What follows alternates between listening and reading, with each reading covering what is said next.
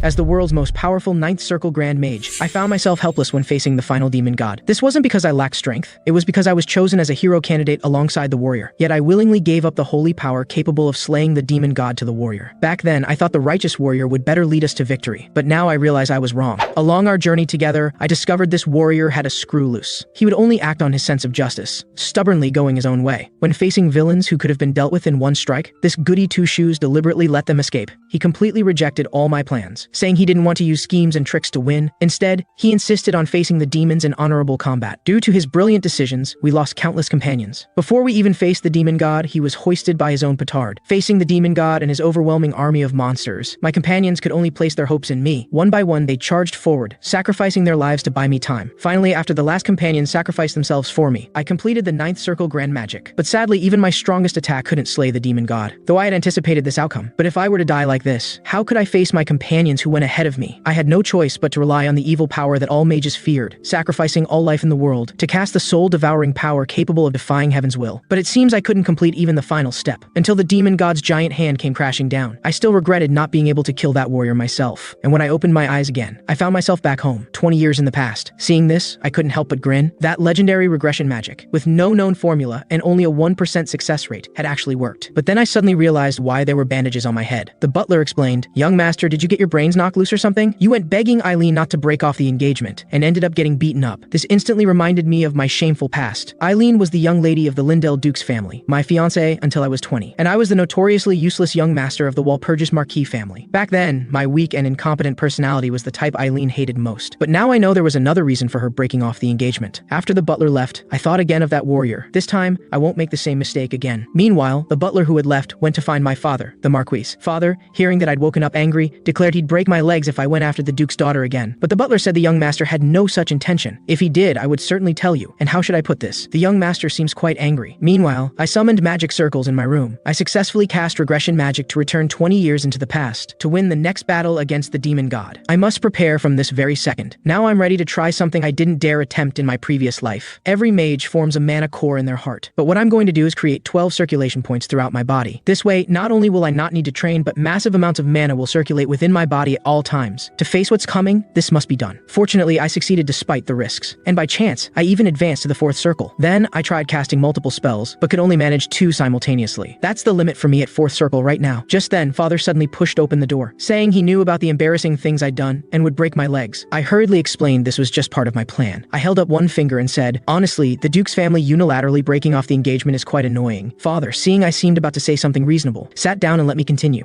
I gestured and asked, "What conditions did we set when arranging the marriage with the Lindell Dukes family?" Father looked puzzled. Of course, that they couldn't learn any magical training methods. After all, to bear a proper heir, no other types of mana can be mixed in. I replied with a smirk, "That's right. Producing an heir is of utmost importance to a family. So what if the Duke's daughter violated this condition?" Yes, in my previous life, through some rumors, I learned that the Duke's daughter had secretly been training in magic. And to fool the eyes of my father, an 8th Circle Grand Mage, there could only be one possibility. That would be an ancient magical artifact. Then I promised Father I would prove this myself. If I spoke even one false word, I would voluntarily give up the Walpurgis name and forfeit my position as heir. Meanwhile, at the Duke's mansion, the Duke's daughter was practicing swordsmanship. The Duke approached with a worried expression. "Has there been any reaction from Mikhail's side since that day?" Eileen reassured her father, "That fool won't notice anything unusual." Hearing this, the Duke felt somewhat relieved. After all, even though his family was famous for magic, they couldn't possibly discover the ancient magical artifact on his daughter. Moreover, they were preparing to receive the Parsloff Count's family today, and Ryan Parsloff would be present. Ryan was the sole heir to the Parsloff Count's family, and a sword prodigy hailed as the next sword saint. Eileen felt only someone like him was truly worthy of her. Just then, a knight came to report, "Your Grace, the envoy has arrived." The Duke thought the Parsloff family's envoy had arrived early, but the knight said no, it was the young master of Walpurgis. The Duke's heart skipped a beat, and he had the guard announce, "Today, they had prior engagements and couldn't receive visitors." At this moment, the butler worried, "Young master, you've already lost so much face last time. Are you here to embarrass yourself again?" I replied that I had my own plans. Just then, the knight returned with the message, "Very sorry, young master Mikhail. Please come another time." I turned to leave. Well, if that's how it must be. Just as the guard breathed a sigh of relief, I sat down under a large tree not far away. "I'm a bit tired from the journey. I'll rest here for a while." The knight thought to himself, the Parsloff family would arrive soon. He couldn't let this useless young master meet them, just as he reached out to make me leave. My expression suddenly darkened. "Even if you've unilaterally broken off the engagement, I'm still your lady's fiancé. Moreover, I'm the heir to the Walpurgis family. Let go of me." Seeing my fierce expression, the knight hastily withdrew his hand in terror. I patted the arm the knight had grabbed and continued, "Knight McCowan, let me ask you, do you think you have the right to lay hands on me?" The knight hurriedly fell to his knees in fear. I wouldn't dare. But in his heart he thought, this This guy was too scared to even breathe in front of me just days ago. How has he suddenly become like a different person? And in the next moment, I said firmly, if you want me to leave, then have Eileen come see me at once. When the knight relayed the message, Eileen casually replied, well then, I'll go see him. I'll just send him away like last time. The knight seemed to have something to say, but hesitated. At this moment, I thought under the tree, the two families I'm looking for have naturally gathered together, and I can't wait to meet Ryan of the Parsloff family. He was one of my old acquaintances before my rebirth, and I need to act quickly. Just then, the butler abruptly asked me, young master, have you been secretly practicing other techniques without the Marquise's knowledge? The power you just displayed momentarily is not something a third circle mage could possess. Though I'm not a mage, serving beside the Marquis for many years has trained my eye. I knew what the butler was trying to say. He suspected I'd used some forbidden technique to increase my level, so I naturally extended my hand, letting him examine it as he wished. After taking my hand, he carefully sensed it, and discovered I had reached the level of a fourth circle mage, and indeed found no traces of forbidden techniques. Only then did he feel relieved. Just then, Eileen walked over. What are you here for again? Didn't we say everything that needed to be said last time? But I stood up with hands on my hips. You may be done talking, but I'm not. Eileen just wanted to send me away quickly, telling me not to waste effort anymore and to go home. No rush. Let's talk things through. What's this? Are you expecting important guests today? Then I clearly saw Eileen's shoulder twitch, her expression becoming somewhat unnatural. I displayed a smile of successful scheming. Ryan Parsloff was a man who never cared about family political status,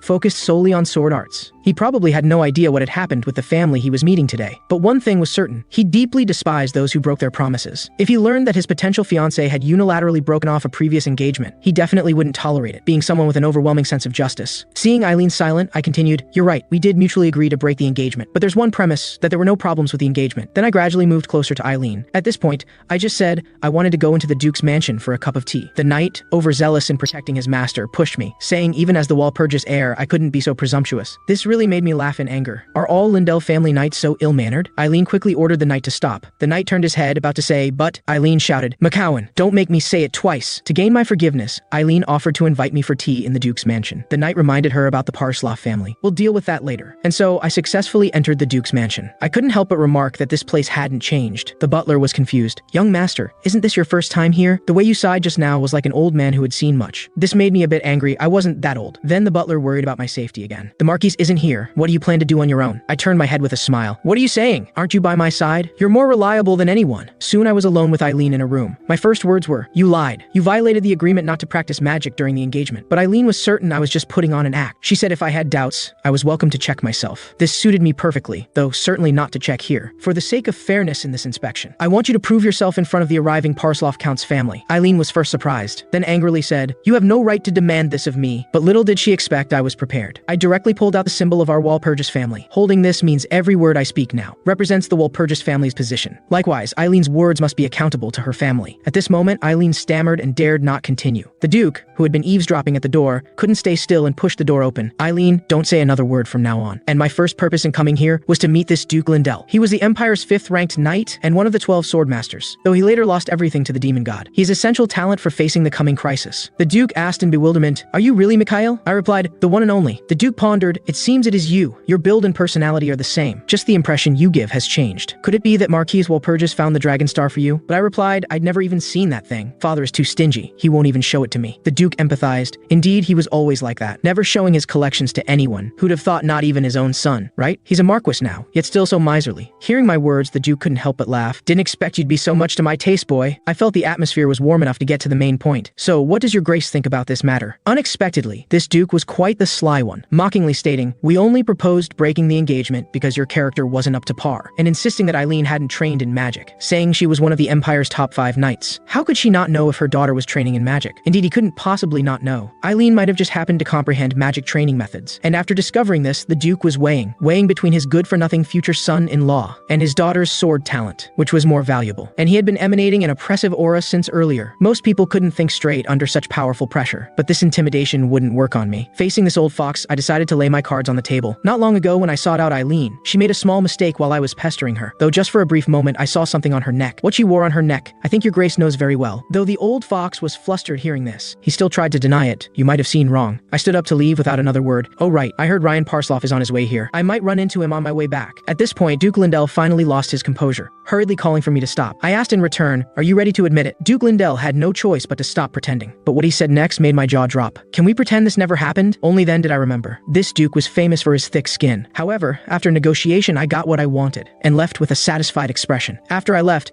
Eileen clenched her fist nervously, saying she would find a way to bear all consequences. It's all because I wasn't careful. If I just take all the blame. But the Duke said this was a family matter, not something she could shoulder alone. Besides, I approved of your magic training. Who could have predicted that Eileen would grasp magic training methods on her own without guidance? She is a sword prodigy. I didn't want her talents to go to waste. But then the Duke reassured Eileen. "That boy is far cleverer than you think. You should start paying attention to him from now on." Meanwhile, I had already intercepted Ryan on his way to the Duke's mansion. I extended my hand to Ryan, become my companion. But he had never met me before this, only knew me as the recently jilted fool of a young master. Additionally, I had blocked his path without reason, so he immediately burst forth with an intimidating aura. I inwardly admired, as expected of one called the next generation's sword saint. But immediately I dispersed that aura with a wave of my hand. Before Ryan could discern what I had just done, I urged him to calm down and let me finish speaking. Ryan was quite surprised. He had heard the Walpurgis heir was a fool, yet he sensed the person before him was unfathomable. I didn't deny Ryan's doubts. After all, I was once like that. And right now, the most urgent matter was preparing for the demon god's invasion. But mentioning the demon god made me think of that bastard warrior again. Intense anger unconsciously showed on my face. I'll never forgive him. Seeing me like this, Ryan unconsciously took a step back. I quickly adjusted my emotions, indicating I had something important to say. Ryan nodded seriously, letting me continue. I inwardly sighed that he hadn't changed. Though his wild nature made him seem mercurial, he was actually quite steady. Anger should be situational. He called this selective anger management. I asked first, "You're here today to form an engagement with Eileen, right? If all goes well, you'll soon be her fiancé." Ryan thought I was here to cause trouble, bitter about the broken engagement. I couldn't help but laugh. How could that be?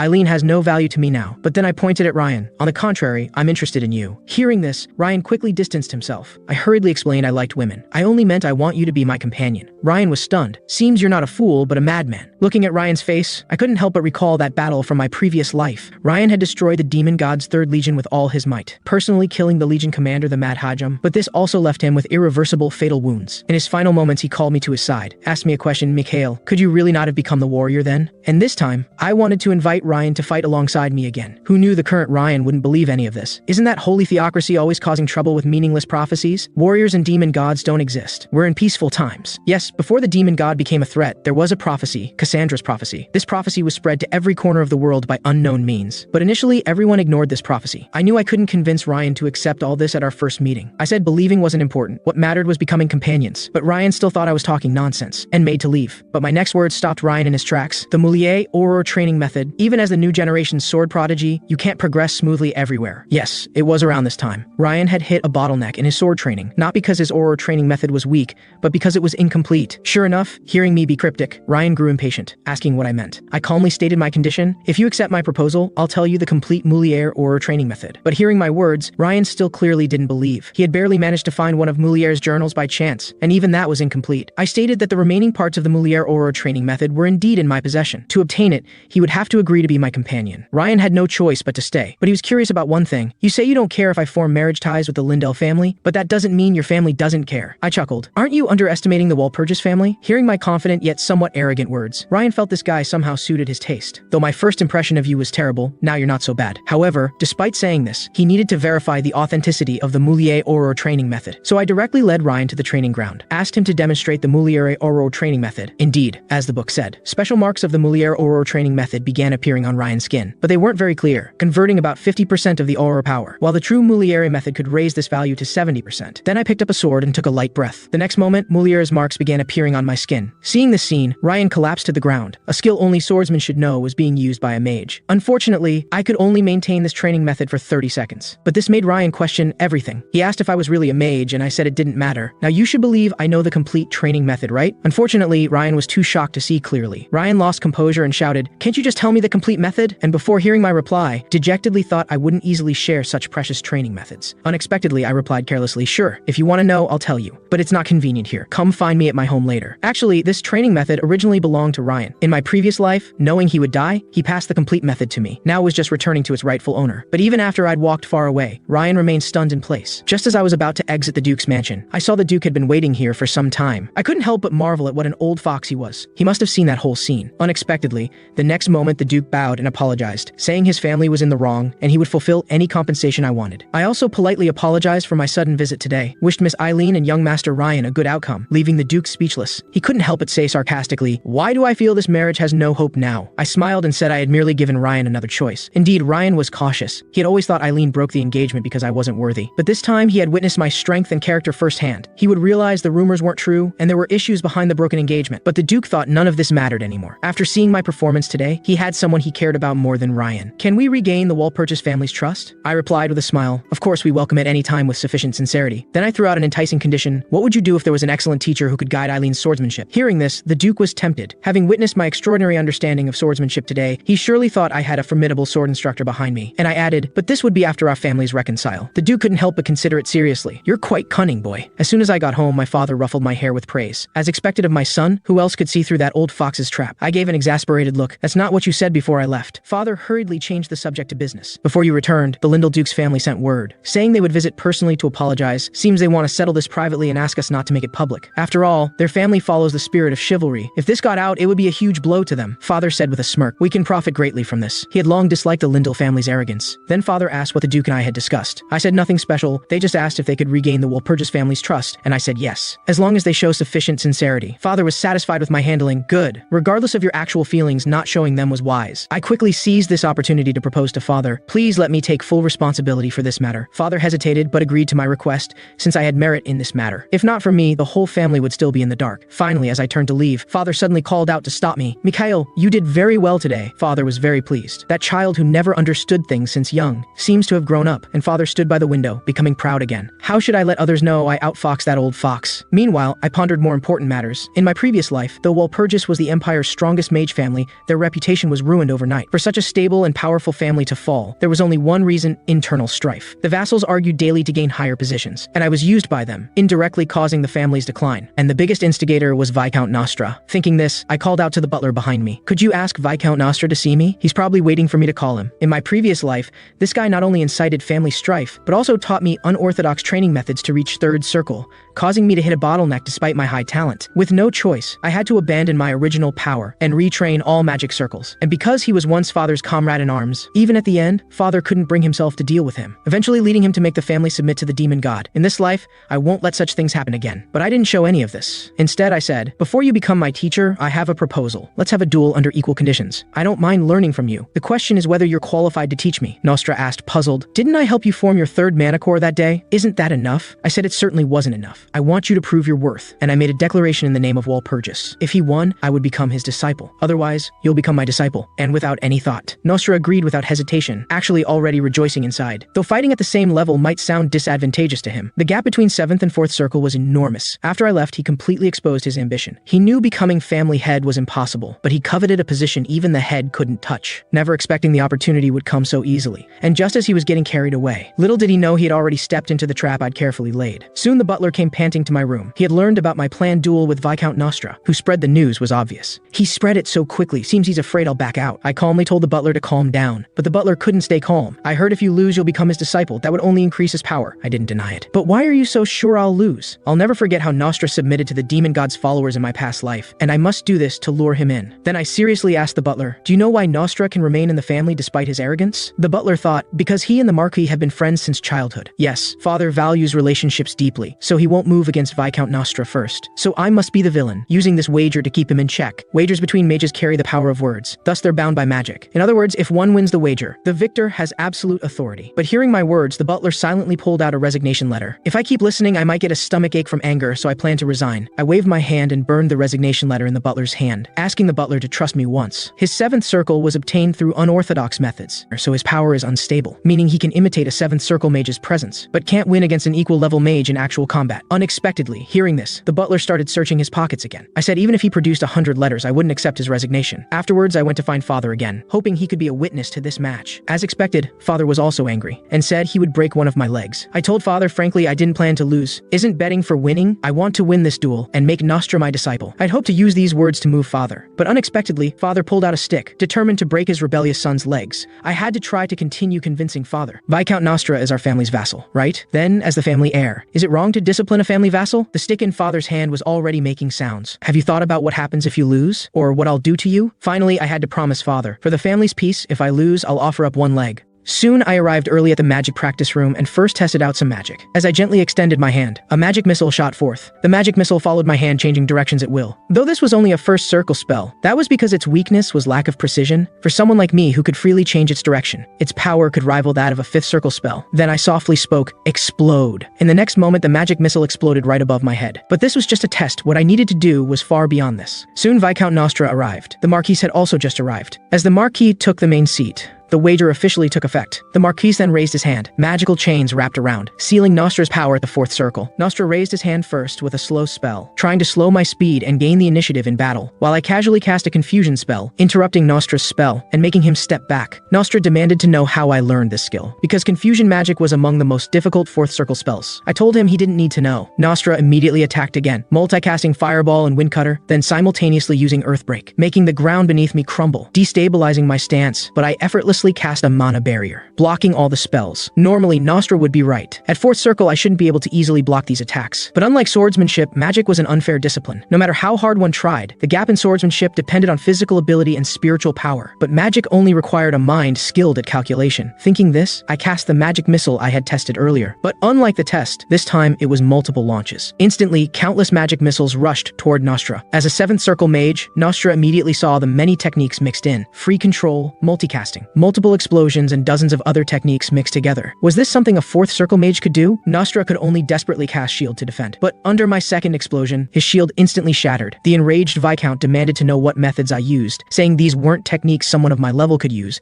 and I must have used some forbidden dark arts. My fist angrily struck the pillar behind me. "Viscount, mind your words! I wagered the honor of the Walpurgis family in this duel with you." Seeing this, Nostra fell trembling to his knees. I spoke out of turn. I immediately used the same technique again. This time several missiles hit their mark, raising billowing smoke, while Nostra lay pathetically in the smoke. But Nostra quickly stood up confidently. "Good, very good. Your performance has exceeded my expectations, but this time I'll make you truly understand what it means to be a seventh circle mage." Speaking thus, Nostra immediately used 2 layers of shield to block the same missiles, this time completely blocking the attack. Then Nostra used multicasting again, but this time was different. He cast 3 fourth circle spells. Even the Marquis was surprised, wondering how much Nostra had concealed from him, and he could already see the outcome of this match. This time I couldn't possibly block Nostra's attack. However, when the spell flew close to me, I casually caught that fireball in my hand. My fist gently clenched and dispelled the magic. Admit it, this is the gap in talent between mages. And in the next moment, hundreds of magic missiles appeared around me, instantly shooting toward the Viscount. I remember someone once said, "Art is an explosion." Seeing Viscount Nostra about to surrender, my fist shot out like a sledgehammer, silencing his mouth. In my previous life,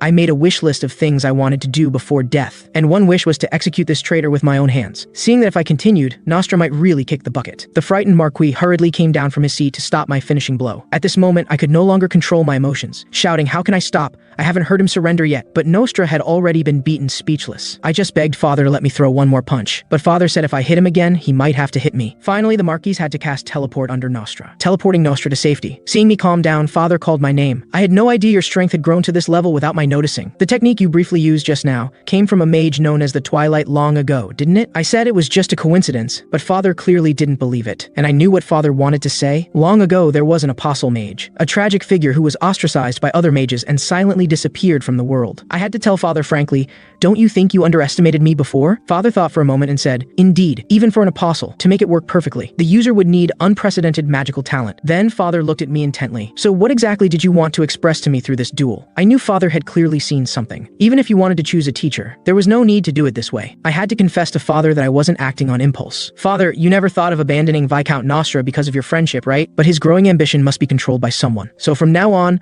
I will control everything about the Viscount." At this moment, Nostra sat in his room, going crazy. He had been defeated by a mere fourth circle youngster, and Marquis Walpurgis had witnessed the entire duel. He definitely couldn't overturn this result. Just as Nostra was at his wit's end, I appeared before him. What's there to be troubled about? If your skills are inferior, you must face the consequences. Yet Nostra still held a glimmer of hope. He thought perhaps this formerly useless young master had chosen to wager with him because he valued his abilities and wanted his assistance, and was using this method to prove himself. Thinking this, Nostra even sat up straight. "I know what you want. You've been biding your time for years, hoping for a day to show your true abilities. I will help you." I gave a mocking smile. "I simply wanted to beat you up. Disciple, you talk too much." Soon, I led Nostra to an empty space. Nostra could only reluctantly call me Master, because agreements between mages were guaranteed and enforced by mana circles. If the agreement was violated, the mana circle would immediately shatter. He could only endure now. While I thought this was getting off lightly, thinking of his betrayals in my previous life, even destroying his future, wouldn't satisfy my anger. But frustratingly, he still had some use to me now. Then I spoke, Since I'm your teacher now, I should teach you something. But Nostra didn't think I could teach him anything since my power was lower than his. I just lightly poked his heart with my finger. He suddenly rolled on the ground in pain. Indeed, normally one couldn't form a circle without experiencing transcendence. But to catch up with the Marquis, he used the apostle technique to skip the enlightenment process. Though he reached 7th circle power, he paid a terrible price. It was evident from the last battle. You were clutching your chest throughout the duel, weren't you? These are symptoms that only occur when a mana circle is extremely unstable, right? I can assert that in your current state, you won't last much longer. Nostra looked dazed. Are you saying I won't be able to remain a mage for long? I made a throat-slitting gesture. No, you're just going to die. Seeing Nostra waver, I told him there was only one way to survive. Let me absorb the power he had gained through improper means. This way your collapsing mana circle can reform. Even so, Nostra strongly protested. He had worked so hard to reach 7th circle. I said, you're wrong. What's gathered in your body isn't a mana circle, but something that could kill you at any moment. Yes, in my previous life, this guy was gradually consumed by the mana circle formed by the apostle technique, and finally couldn't resist the demon god's temptation. You only barely reached 7th circle through the apostle technique because you felt inferior to my father. Your achievement is hollow and meaningless.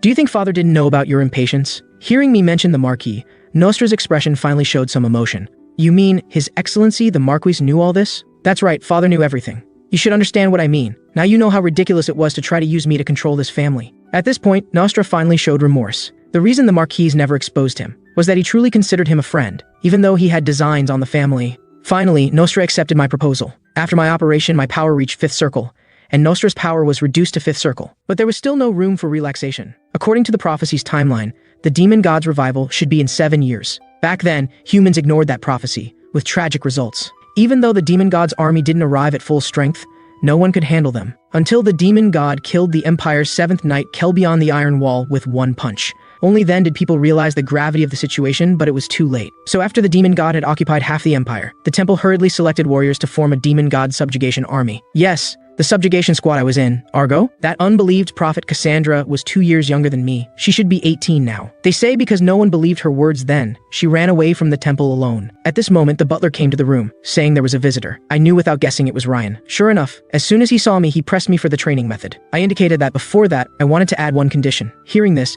Ryan immediately slammed the table and stood up. What tricks are you playing? Didn't you say before that I just needed to go with you to the temple to check that prophecy? I indicated I was just adding one condition to that basis, and wouldn't let him be disadvantaged. That is, has your territory discovered a dungeon? I'm very interested in that dungeon. Yes, in my previous life, the Parslov Count's family sent out 5 investigation teams, but almost none survived. The Parslov family was particularly insistent on the marriage alliance with the Lindell family because sending multiple investigation teams had caused financial difficulties. Seeing I spoke with reason and evidence, Ryan knew he couldn't hide it anymore. But he had a doubt. This matter had been kept as a family secret for years and hidden well. Could there be a spy in the family? Not at all. I just deduced it from rumors in the mercenary world. Ryan had to admit he couldn't make the decision. This matter would ultimately need his father's decision. I immediately prepared to depart for Parslov territory. But before that, I needed to report my trip to the Parslov territory to the Marquis. When His Excellency the Marquis heard this, he strongly protested, suspecting I was bitter about the Lindell family breaking off the engagement, and wanted to go cause trouble in Parslov territory. He even pulled out the magical items he used when he was a battle mage. I had to explain to Father that wasn't the case, but that I had other purposes. Father, you'll choose to believe me, right? Hearing these words, Father finally put down the magical items in his hands. Yes, Father had always believed in me, even when I willingly fell from grace in my previous life. But Father trusted me completely until his death, which made my heart ache even more. I regretted countless times. Why did I only slowly start living like a proper person after Father's death?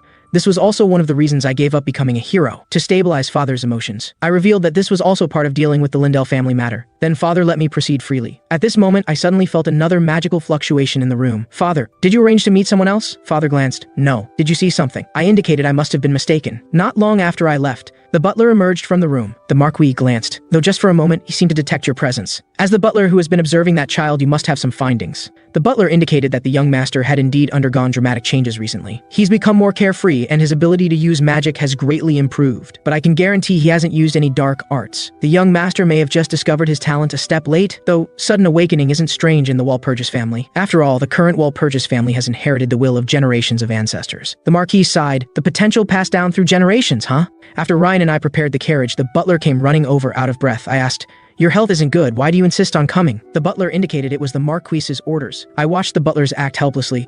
This was indeed a flawless excuse, but he couldn't really think I didn't know his true identity. Soon our carriage entered Parslov territory. Ryan saw me looking outside with a serious expression, asked, "Why the stern face? Does our territory look backward?" I replied, "On the contrary, your father is an excellent lord. From the overall atmosphere of the streets and the expressions of the residents, the territory is well managed. To be blunt, superficial grandeur means nothing. What's important is whether the residents are satisfied with their lives. Your father is a very capable lord. You can be proud of him." Ryan smiled contentedly hearing these words. I never expected to hear such words from someone of the Walpurgis family. You're right, our territory's excellence is all father's achievement, and I truly respect him. I wasn't surprised by Ryan's answer, because in my previous life, Ryan had always been proud to be born into the Parslov family, even when he was the only one left in the family. Soon Ryan reported to his father, "Mikhail Walpurgis has arrived." Hearing this, the Count immediately started popping pills frantically. "I've calmed down. Continue." Ryan continued. "Mikhail Walpurgis is in the reception room downstairs." Hearing this, the Count picked up the medicine bottle again and started taking the remaining half. The Count, calming down again, indicated this was still within his tolerance. "Is there anything else?" Ryan thought for a moment.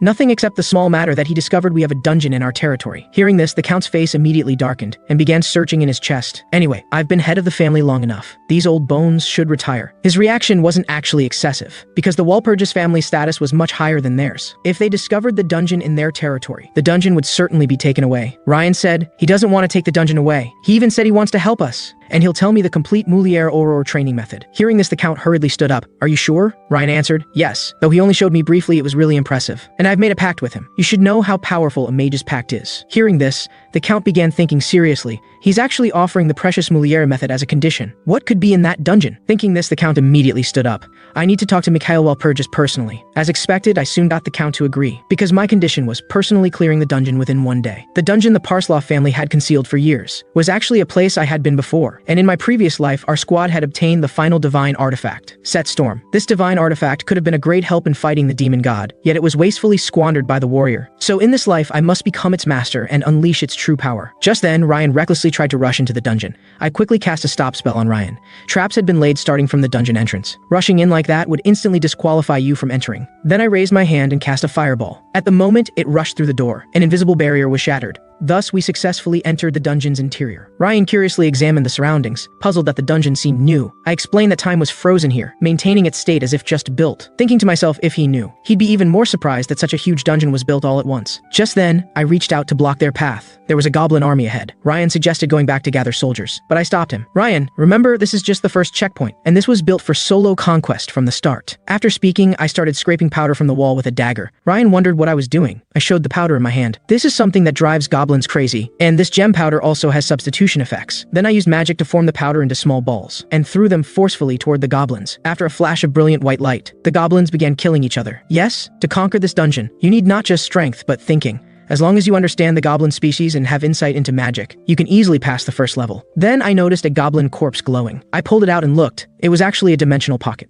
and the highest grade at that. What confused me was, I hadn't seen this thing in my previous life, but thinking about it, I knew. It must have been kept by that warrior for himself. I'm livid. He'd better hope our paths never cross. Ryan looked at the dimensional pocket in surprise, saying, "Getting something of this level at the start, could legendary magical items appear later?" I replied this was just luck. It probably wouldn't happen again. Then I asked Ryan for the pocket. Sure enough, as I thought, ancient text was written on the pocket's inside. Every item in this dungeon appeared for a reason, representing some puzzle. But what did this mean? Offer up the greatest greed. The designer wouldn't allow explorers to clear using external items, so the answer must be inside the dungeon. Then I had a flash of insight. The Goblin Chief's greatest greed must refer to the most valuable magic stone here. Probably just need to extract the Goblin Chief's magic stone and put it in the pocket. Ryan suggested he do it, since extracting magic stones was delicate work, but I looked unconvinced, so Ryan suggested we compete. There were 2 Goblin Chiefs here, meaning 2 magic stones could be extracted. Whoever extracted the higher quality stone would get the pocket. This suited me perfectly. Ryan quickly began working. In no time, he extracted a magic stone of excellent quality. But when he saw me, he was dumbfounded. The magic stone in my hand was actually glowing. This phenomenon only occurred when a magic stone was flawless and perfectly preserved its residual magic power. Ryan willingly admitted defeat.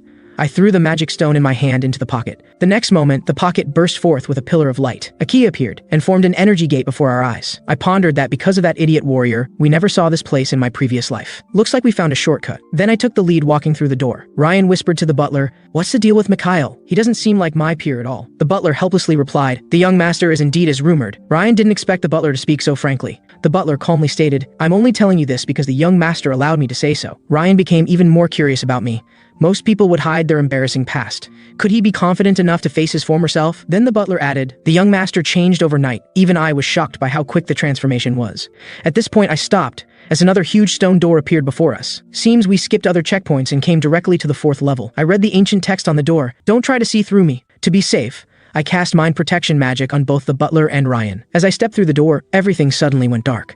I didn't expect to return to my previous life at the dungeon's 4th checkpoint. The Ryan before my eyes walked toward me step by step, then gripping my shoulders angrily said, "Only you escaped from this hell, you cowardly wretch." I replied calmly, "The Ryan I know would never say such things to me." Then my aura suddenly changed. "Don't dare sully my friend's name." As my words fell, the illusion gradually dissipated. Then I saw the butler run over first. Then we both began searching for Ryan. Soon we found Ryan curled up on the ground, trembling all over. His illusion was his family's expectations. Though he felt proud of it all, these invisible pressures were gradually eroding his spirit. Seeing me approach, Ryan's lifeless eyes looked over, thinking, "Mikhail will purge us. If he died, wouldn't this special dungeon belong to our family?" Thinking this, Ryan drew his sword and walked toward me, thinking that, as long as this benefited the family, it would be the right thing to do. I just raised my hand and released several magic missiles. Ryan's eyes immediately became clear. "I'm awake, Mikhail," watching me walk past him indifferently. Ryan still felt unsettled. What a terrifying guy.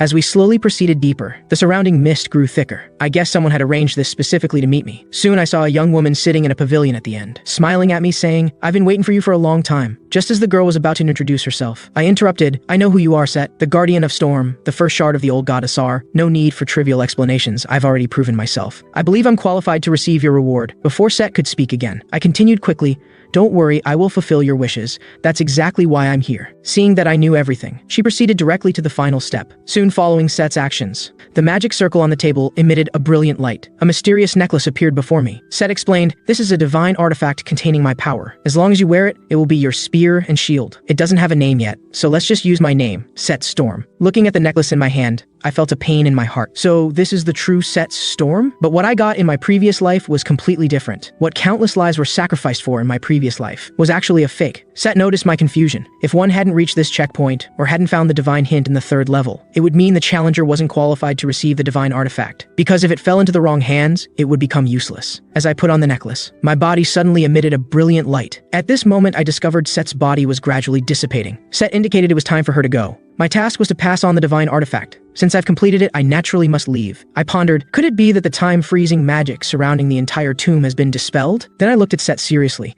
"If you could choose not to disappear, would you stay?" Set said dejectedly, "Give up that thought. Repairing the old magical barrier requires 9th circle magic knowledge. You can't possibly do it. But if it were possible, I would still like to see the world change with my own eyes." I calmly walked behind Set. "I fully understand your thoughts." Then I walked to the magical barrier's control panel, placed my hand on it. "Since you want to see, then I'll show you how I change the world." As my hand left, Set's body suddenly burst forth with brilliant light. Looking at the barrier I had already improved, I sighed, perfect. But Set didn't think so.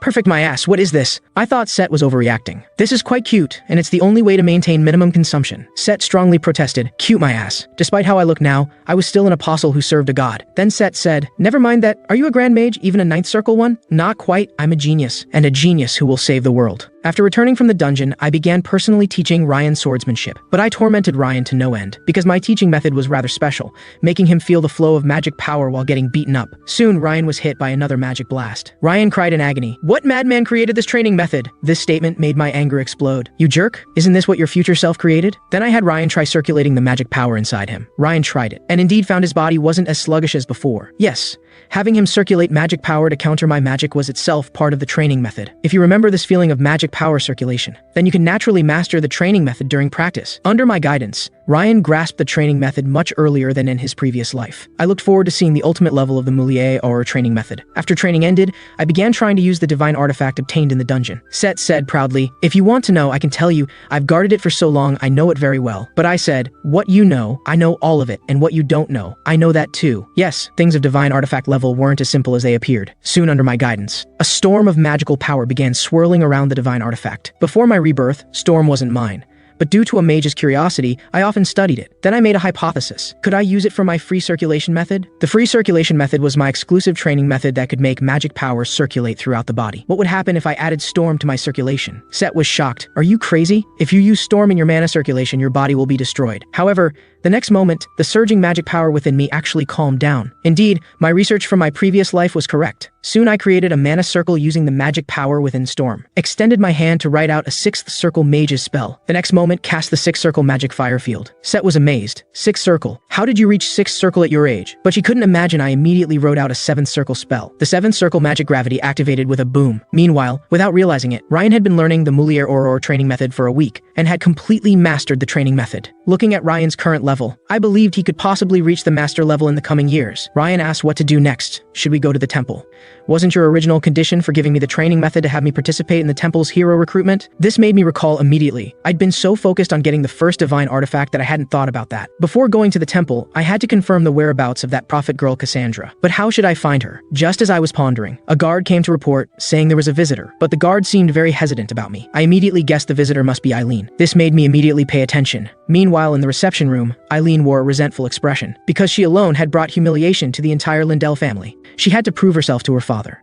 If she could defeat Ryan, who bore the name of the new generation Sword Saint, she could prove her worth as a knight. But unexpectedly, the next moment I appeared before her. Seeing Eileen's surprised expression, I explained I wasn't here to cause her trouble. I no longer have any negative feelings towards you now. Because after I went to the Duke's house that day, the Duke announced new facts to the public.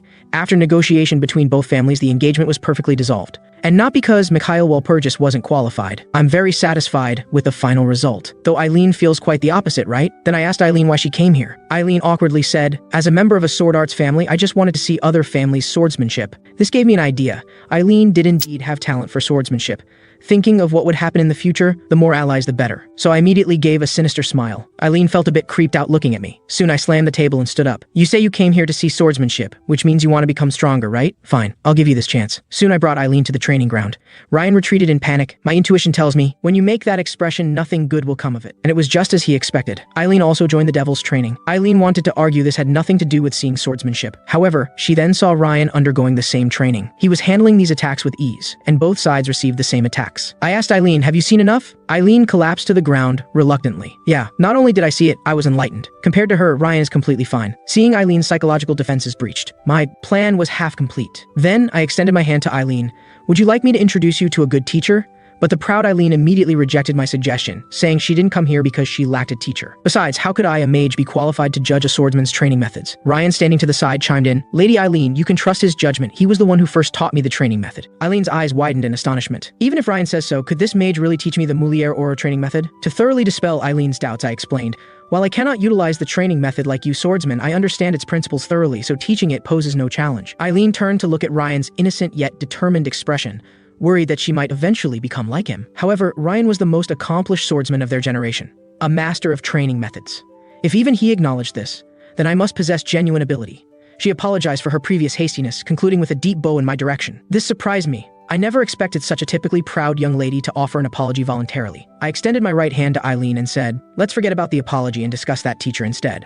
However, you'll need to provide some tuition fees first. Eileen fell into contemplation. Could we postpone the tuition fee?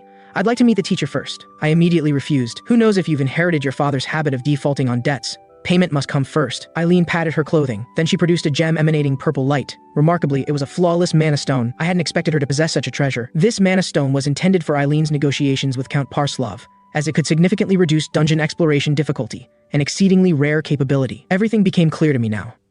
The marriage arrangement between these families wasn't merely an alliance of powerful houses. The Lindell family sought a share in dungeon profits. One had to admit the Duke was quite the cunning old fox. I accepted the mana stone from Eileen's hand. The teacher I intended to introduce to Eileen was an old companion of mine. That person was none other than Milia Mariaran, the arbiter of the lawlessness. In my previous life, she was the one who defeated the 7th Legion commander of the Demon God's army. When Ryan heard this name, his face showed complete astonishment. That's the sword overlord of the West, one of the top 3 sword masters across the entire continent. Eileen clearly thought I was merely boasting. Even as a member of the Walpurgis family, you couldn't possibly invite someone of such caliber. I simply smiled and waved dismissively, offering no further explanation. You'll understand when the time comes. Then, I instructed Ryan to prepare for tomorrow's journey to the temple, as 3 crucial figures would soon appear there. The Pope was selecting a hero. Meanwhile, the arbiter of the lawlessness, a woman who should have been guarding the western border, had already arrived in the capital. It was time to meet them. I turned to Eileen and said, you should prepare as well. Tomorrow you'll accompany us to the temple in the capital. This sudden invitation left Eileen momentarily stunned. After regaining her composure, she demanded a reasonable explanation. I smiled slightly. After all, I was the instigator of this game. Night fell quickly, and I found myself staring idly out the window. Set, standing nearby, couldn't help but question, "Why do your actions seem so unlike someone your age? You're clearly still an underage kid." I responded with a smile, "I'm just more mature than others. Who made me a genius anyway?" After speaking, I turned my attention to the mana stone on the table. Set asked how I planned to use this material, given it was a fundamental ingredient for many divine artifacts. I answered with a smile, "I'm a mage. Naturally, I'll use it to craft magical items. I can't exactly change professions to become a swordsman like them." The most pressing challenge was finding a suitable medium to channel this mana stone's energy. After all, only wood that had grown for over a century could withstand the output of such a mana stone. I assured her not to worry, as I had already decided which sacred wood to use, and coincidentally, this sacred wood had a connection to her. Set was stunned by this, unable to comprehend how any sacred wood could be related to her. I didn't keep her guessing. The sacred wood I sought was none other than a branch of the world tree. Set hadn't expected me to know so many of her secrets. She immediately protested vehemently. "You just took Set's storm from me yesterday, and now you want a branch of the world tree? I'm not your personal bank." In truth, it wasn't that Set was unwilling to give, she simply couldn't provide it at the moment. I understood this well, so I told her there was no need to create the magical item immediately. We were still in the preparation phase. Then I decided to begin refining the mana stone. After all, the orb was the core component of any magical item. When I infused it with magical power, hundreds of magical circuits instantly materialized on the mana stone's surface. As a divine messenger, Set immediately saw through my refinement technique. Book engraving, imprinting, mana control, and spell attachment, such mastery over these complex skills. Could a child really possess such proficiency? Faced with Set's doubts, I casually brushed it off with the excuse of being a genius. After all, I could hardly tell her I was actually reborn. Soon, I reached the final step of refinement. I only needed to drop my blood onto the mana stone. It would then gradually transform into an orb under the influence of my magical power. However, looking at the black orb before me, Set couldn't help but ask, "Why is it colorless?" Usually, it should display a specific color to indicate the holder's magical attribute. Gently wiping the blood from my fingertip, I explained, "I'm an attributeless mage, perfectly adaptable to all magic. That's how I can ensure your happiness." I immediately cast a second circle magic, Firebolt, which burst forth instantly. In the following instant, the black orb in my hand transformed to a brilliant red. As I had anticipated, the orb would change color in accordance with the specific magic being used. I decided to test its power. The test subjects would be those unfortunate ones in the back mountain. Early the next morning, Ryan came complaining about some powerful individual who had reduced the demi-human settlement in the back mountain to scorched earth overnight. Count Parslov had remained sleepless through the night due to this vindictive act. Upon hearing this news, I felt no surprise, as it was indeed my handiwork. However, my expression aroused Ryan's suspicion. He suddenly grabbed my collar, demanding, "Mikhail, could you have something to do with this?" I smirked and replied nonchalantly, "Indeed. Your territory's demi-humans made excellent test subjects." The scene instantly fell into a death-like silence. At this moment, Eileen approached slowly. Upon learning that the reason for visiting the capital was due to a prophecy, she immediately declared such action foolish. These days, prophecies hold almost no credibility. Talk of demon gods descending is merely nonsense. I understood Eileen's skepticism. After all, the current world was peaceful without any ominous signs. There was only this vague prophecy. At this time, the position of hero wasn't particularly significant, for even a hero's true worth would only be proven by their ability to repel the demon god. I reassured Eileen, "Don't worry. This trip to the capital will certainly be worthwhile for you, because your future mentor, the arbiter of the lawlessness, is there right now." Then I turned to ask the butler if they had located Cassandra's whereabouts. The butler replied that there was still no news, and even the divine country couldn't trace her whereabouts. However, changing the subject, she mentioned that the prophet had left a message before disappearing. "I will wait for you there." When I learned that her last known location was near the divine country, I immediately used a magic circle to transport Ryan and Eileen to the capital. Ryan clearly struggled with a long-distance spatial transfer, becoming ill immediately after leaving the magic circle. After recovering, he complained about why we hadn't chosen to travel by carriage. I pointed towards the distance, because carriages lack the ability to teleport. The magnificent view before them captivated Ryan. Despite being the eldest son of a count's family, their remote territory wasn't wealthy, and he had never seen such a luxurious city. Meanwhile, Eileen and I, coming from wealthy families, were accustomed to such scenes. The capital was unremarkable, even less prosperous than my family's territory. These upper-class folks, always showing off. Just as I prepared to head toward the central temple, Set gestured for me to look at a nearby alley. A robbery was taking place there. Yet, why did that little girl give me an inexplicable sense of threat? Could she be? With this thought, I immediately extended my hand, intending to use tea-time stop magic to save her. However, a knight acted first, swinging their sword to send the bald man flying several dozen meters. Though heroic rescue might look cool, such actions were tantamount to suicide, for drawing a sword was forbidden in the capital center, with violators risking decapitation. I urged her to sheath her sword, saying I could pretend I hadn't seen anything. At this moment, the girl also urged, "Please sheath your sword, Sir Arline." Subsequently, the girl politely greeted me. However, her next words left me bewildered. "I'm delighted to see you again." Though this was clearly our first meeting, why did she say again? Could she have seen my future? While I pondered this, Ryan urged me from behind to quickly leave this troublesome situation. A crowd of onlookers had already gathered around. Scanning the surroundings, I realized we should indeed make a swift exit. Becoming the talk of the town on the first day was not advisable. However, before departing, there was one matter I needed to address. I cast an imprisonment spell on the bald man. Then, I thoroughly searched his person. Shortly after, I discovered a package on him. It seemed this young girl was indeed the person I sought. The bald man attempted to argue that the item belonged to her. However, when I produced a pendant, he immediately fell silent, for this pendant symbolized his affiliation with the divine country, a privilege reserved only for those of rank 4 or higher. I leaned down and whispered in his ear, "My good thief, please convey a message to that sewer rat. Tell him the Walpurgis family is looking for him." Then I returned the package to the young girl. She paused momentarily, remaining silent. Then she raised her head and asked if I needed her to reintroduce herself. Eileen and Ryan were completely bewildered. Are we really discussing the same thing here? At this point, the butler explained, "She is the prophet we've been searching for, Cassandra." Meanwhile, in the sewers elsewhere, the bald man relayed my message to the sewer rat. "The Walpurgis family is looking for you, and it's that useless young master no less. This is getting interesting. However, you failed this time. How shall we settle this account? You should understand how important that package was to me." Just as the bald man attempted to explain, the sewer rat didn't give him a chance and acted immediately. "Useless trash isn't worth keeping. Might as well feed you to my pet." In the next instant, countless tentacles erupted from beneath the bald man's feet, followed by a bone-chilling sound of chewing. All that remained was a single skull cap. The Walpurgis have intervened, making things more complicated. How should I handle this? At that moment, footsteps echoed from the shadows nearby. The sewer rat looked up and suddenly realized his oversight. "I almost forgot that you, great swordmaster, were still stationed here." The arbiter of the lawlessness demanded to know what had happened and why the intelligence she wanted hadn't been delivered. She pressed her sword against his throat, coldly warning, "Don't try any tricks. Explain yourself before my patience runs out." Sewer rat smirked sinisterly. He said, "Your Honor the Arbiter, calm down. It's not that I don't want to give you the exact information, it's the Walpurgis family causing trouble. If you can help me resolve this matter, then what you want, I will personally deliver to you tomorrow." However, I was completely unaware of the impending danger, because at this moment my eyes were only on Cassandra, the great prophetess I had been searching for across 2 lifetimes. Cassandra asked if we could talk privately. What she had to say next was important, and she could only tell me alone. Upon hearing this, Ryan said he would go to the temple to register first and told me to follow as soon as I was done. Eileen, on the other hand, gave me a disdainful look and mocked, "I'll go to the temple too. Just be mindful of her age. Don't make a mistake you'll regret for eternity." I sighed. Is my image really that bad in your mind? I patted her shoulder and reminded her to be careful. If you encounter danger near the temple, be sure to shout the word Karyaman.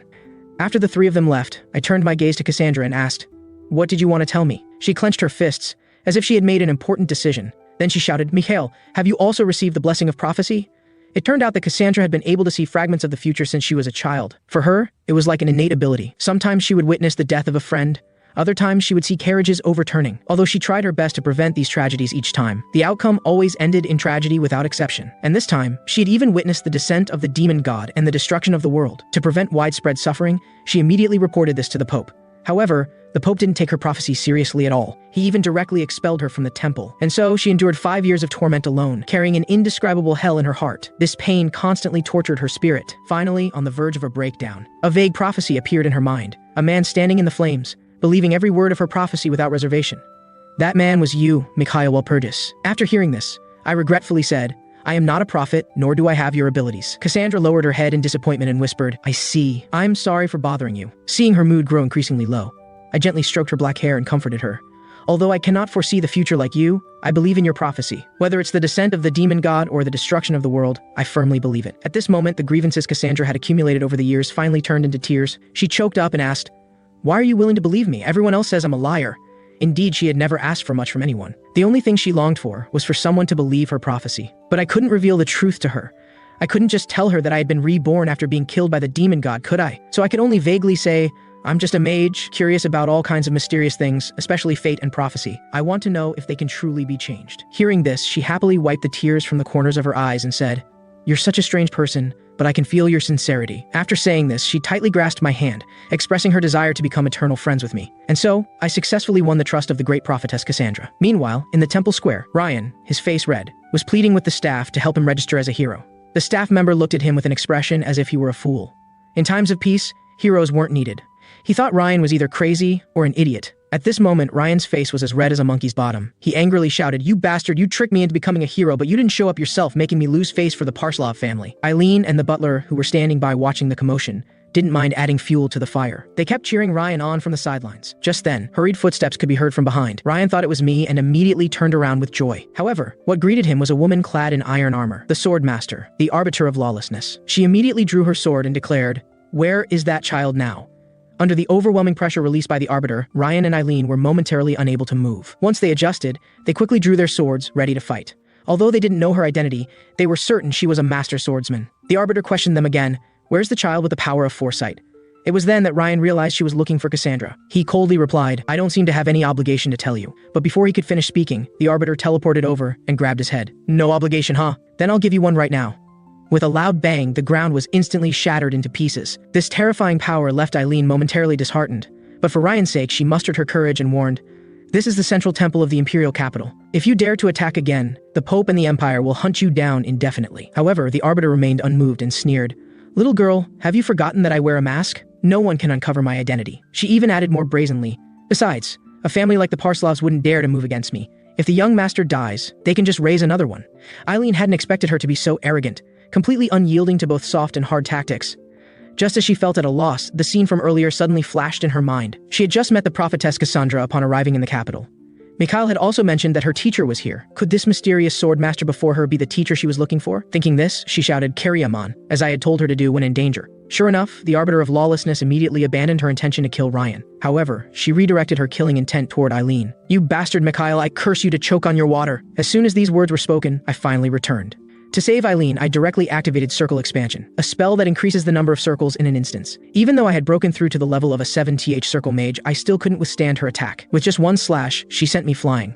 "Didn't you want to talk to me properly? Then prove to me if you have the qualifications." As soon as she finished speaking, she condensed a large amount of spiritual energy into her holy sword. Ryan, standing nearby, urgently told me to run. As a swordsman, he knew very well that the power of this strike was something I couldn't withstand, but I didn't retreat. Instead, I directly faced the sword energy. Because all of this was within my expectations, now Set unleashed the power of the divine artifact. A fierce storm immediately erupted around me. Although I blocked that terrifying sword energy, I still suffered significant injuries. Indeed, with my current strength, I still couldn't handle such a massive magical load. The arbiter of lawlessness showed a puzzled expression and asked, "What kind of magic did you use to counter my move?" "You should know I used half my strength." Of course, I wouldn't tell her that I had used a divine artifact. After all, Set's storm could only be used once a day. Instead, I asked her if I now had the qualifications to talk to her properly. The arbiter of lawlessness fell silent for a moment. Then she sheathed her holy sword. Clearly, she acknowledged me. Then I explained to her why I knew the name Karyaman. About 2.5 years ago, I encountered a severely injured boy on the brink of death. At the time, he was aimlessly walking toward a certain place. After I gave him water and food, I learned where he was going and his purpose. Hearing this, the arbiter of lawlessness suddenly grabbed my shoulders and excitedly demanded, "Where is that child now?" I calmly replied, "I have no obligation to give you information for free, and it seems the child doesn't want me to tell you either." Then I added, "But before that, I can tell you one thing. The person you're helping now is the one who almost killed Karyaman. How do you feel after learning this news?" No, I should call you Karyaman's mother. It turned out that Sewer Rat wasn't just the largest dark force in the capital. They were also secretly running a child slavery operation. They would train noble children to be obedient tools and sell them at high prices to the nouveau riche. Because these people satisfied their twisted vanity by tormenting proud nobles. And Karyaman had spent several decades of his life behind those iron bars. At this moment, Sewer Rat was still smugly thinking he had control over the arbiter of the lawlessness, unaware that she had already been persuaded to become my ally. Meanwhile, our group entered the temple's church. I explained to Archbishop Arlie that I wanted to become a hero by defeating Sewer Rat. However, Arlie hinted that simply defeating a dark force wouldn't be enough to be recognized as a hero. I pressed further, asking what if they weren't just an ordinary dark force. His pupils suddenly contracted as he asked in a low voice if I meant they were connected with heretics. That's right. I had just heard something from Milliam, that Sewer Rat possessed the ability to control shadows. As an archbishop, Arlie naturally understood what this meant. This ability was the unique skill of the odious monarch, who was one of the 12 monsters that once followed the demon god. He pondered silently for a moment. Then he took out a magic pen, preparing to make a contract with me. He told me that if I could prove Sewer Rat was indeed the odious monarch's incarnation and successfully defeat him, he would support me in becoming a hero. Afterwards, we left the church together. On the way, Milliam expressed her gratitude to me. "Thank you. If it weren't for your appearance, I might still be dancing in that bastard's palm. But can you really help me find my child?" I told her, "Of course, but how do you plan to repay me?" Milliam drew her holy sword. With a sharp sound, she thrust it directly into the ground. I hate haggling with people, especially about matters concerning my child. If you help me find my child and repair our relationship, I will become your only sword. This was exactly what I wanted. I agreed to her terms. From Milliam, I learned that Sewer Rat was actually the odious monarch's incarnation, so I decided to go defeat him. At this moment, Sewer Rat was planning to flee in the night, because his underling had leaked the news of the Arbiter of the Lawlessness's betrayal to him, meaning she now knew all about his unspeakable deeds. He didn't dare face the revenge of one of the continent's top 3 swordmasters. However, the odious monarch possessing his body had no intention of compromising, because he had to devour the great prophet Cassandra. This was a crucial step to recovering his memories. Seeing that Sewer Rat was determined to escape, he immediately transformed countless tentacles, firmly entangling Sewer Rat's body, sneering, "If you don't dare to face them, then I'll take control." Meanwhile, we had arrived at Sewer Rat's headquarters. Milliam was responsible for leading Ryan and Eileen to draw their fire, while I went with Set to kill the odious monarch. A flash of swordlight swept past, and the guards at the gate were instantly cut down. The remaining men turned and fled in terror, constantly crying out for their mothers to save them. Seeing Milliam's incomparable swordsmanship, Eileen couldn't help but marvel, "Is this the future I'm pursuing?" With that thought, she began to imitate her sword strikes, but the unstable surge of spiritual energy made her suddenly cough up blood. Was I too excited? My body can't handle such chaotic spiritual energy anymore. Milliam saw all of this. That Walpurgis brat wasn't lying after all. You do have talent. But if you want to become a true swordsman, you need a training method that suits your own spiritual energy, Milliam said. Hearing these words, Eileen's pupils suddenly contracted. She immediately bowed deeply and pleaded desperately, "Please don't reject me, teach me swordsmanship." Milliam agreed without hesitation. She then turned and gestured for Eileen to follow, ready to begin teaching her swordsmanship immediately. Eileen hesitated and asked, "Don't we need to help Mikhail defeat Sewer Rat?" Milliam reassured her, "Don't worry, that guy is far stronger than you imagine." The scene shifts to the odious monarch, who had completely taken over Sewer Rat's body. "Come at me, you vermin. I can't wait to devour you all." Suddenly, a divine aura made him alert. Unexpected to find one of Asar's servants here, how interesting. To ensure absolute success, he planned to use the children in the dungeon to deal with them. Meanwhile, Set and I had arrived at the entrance.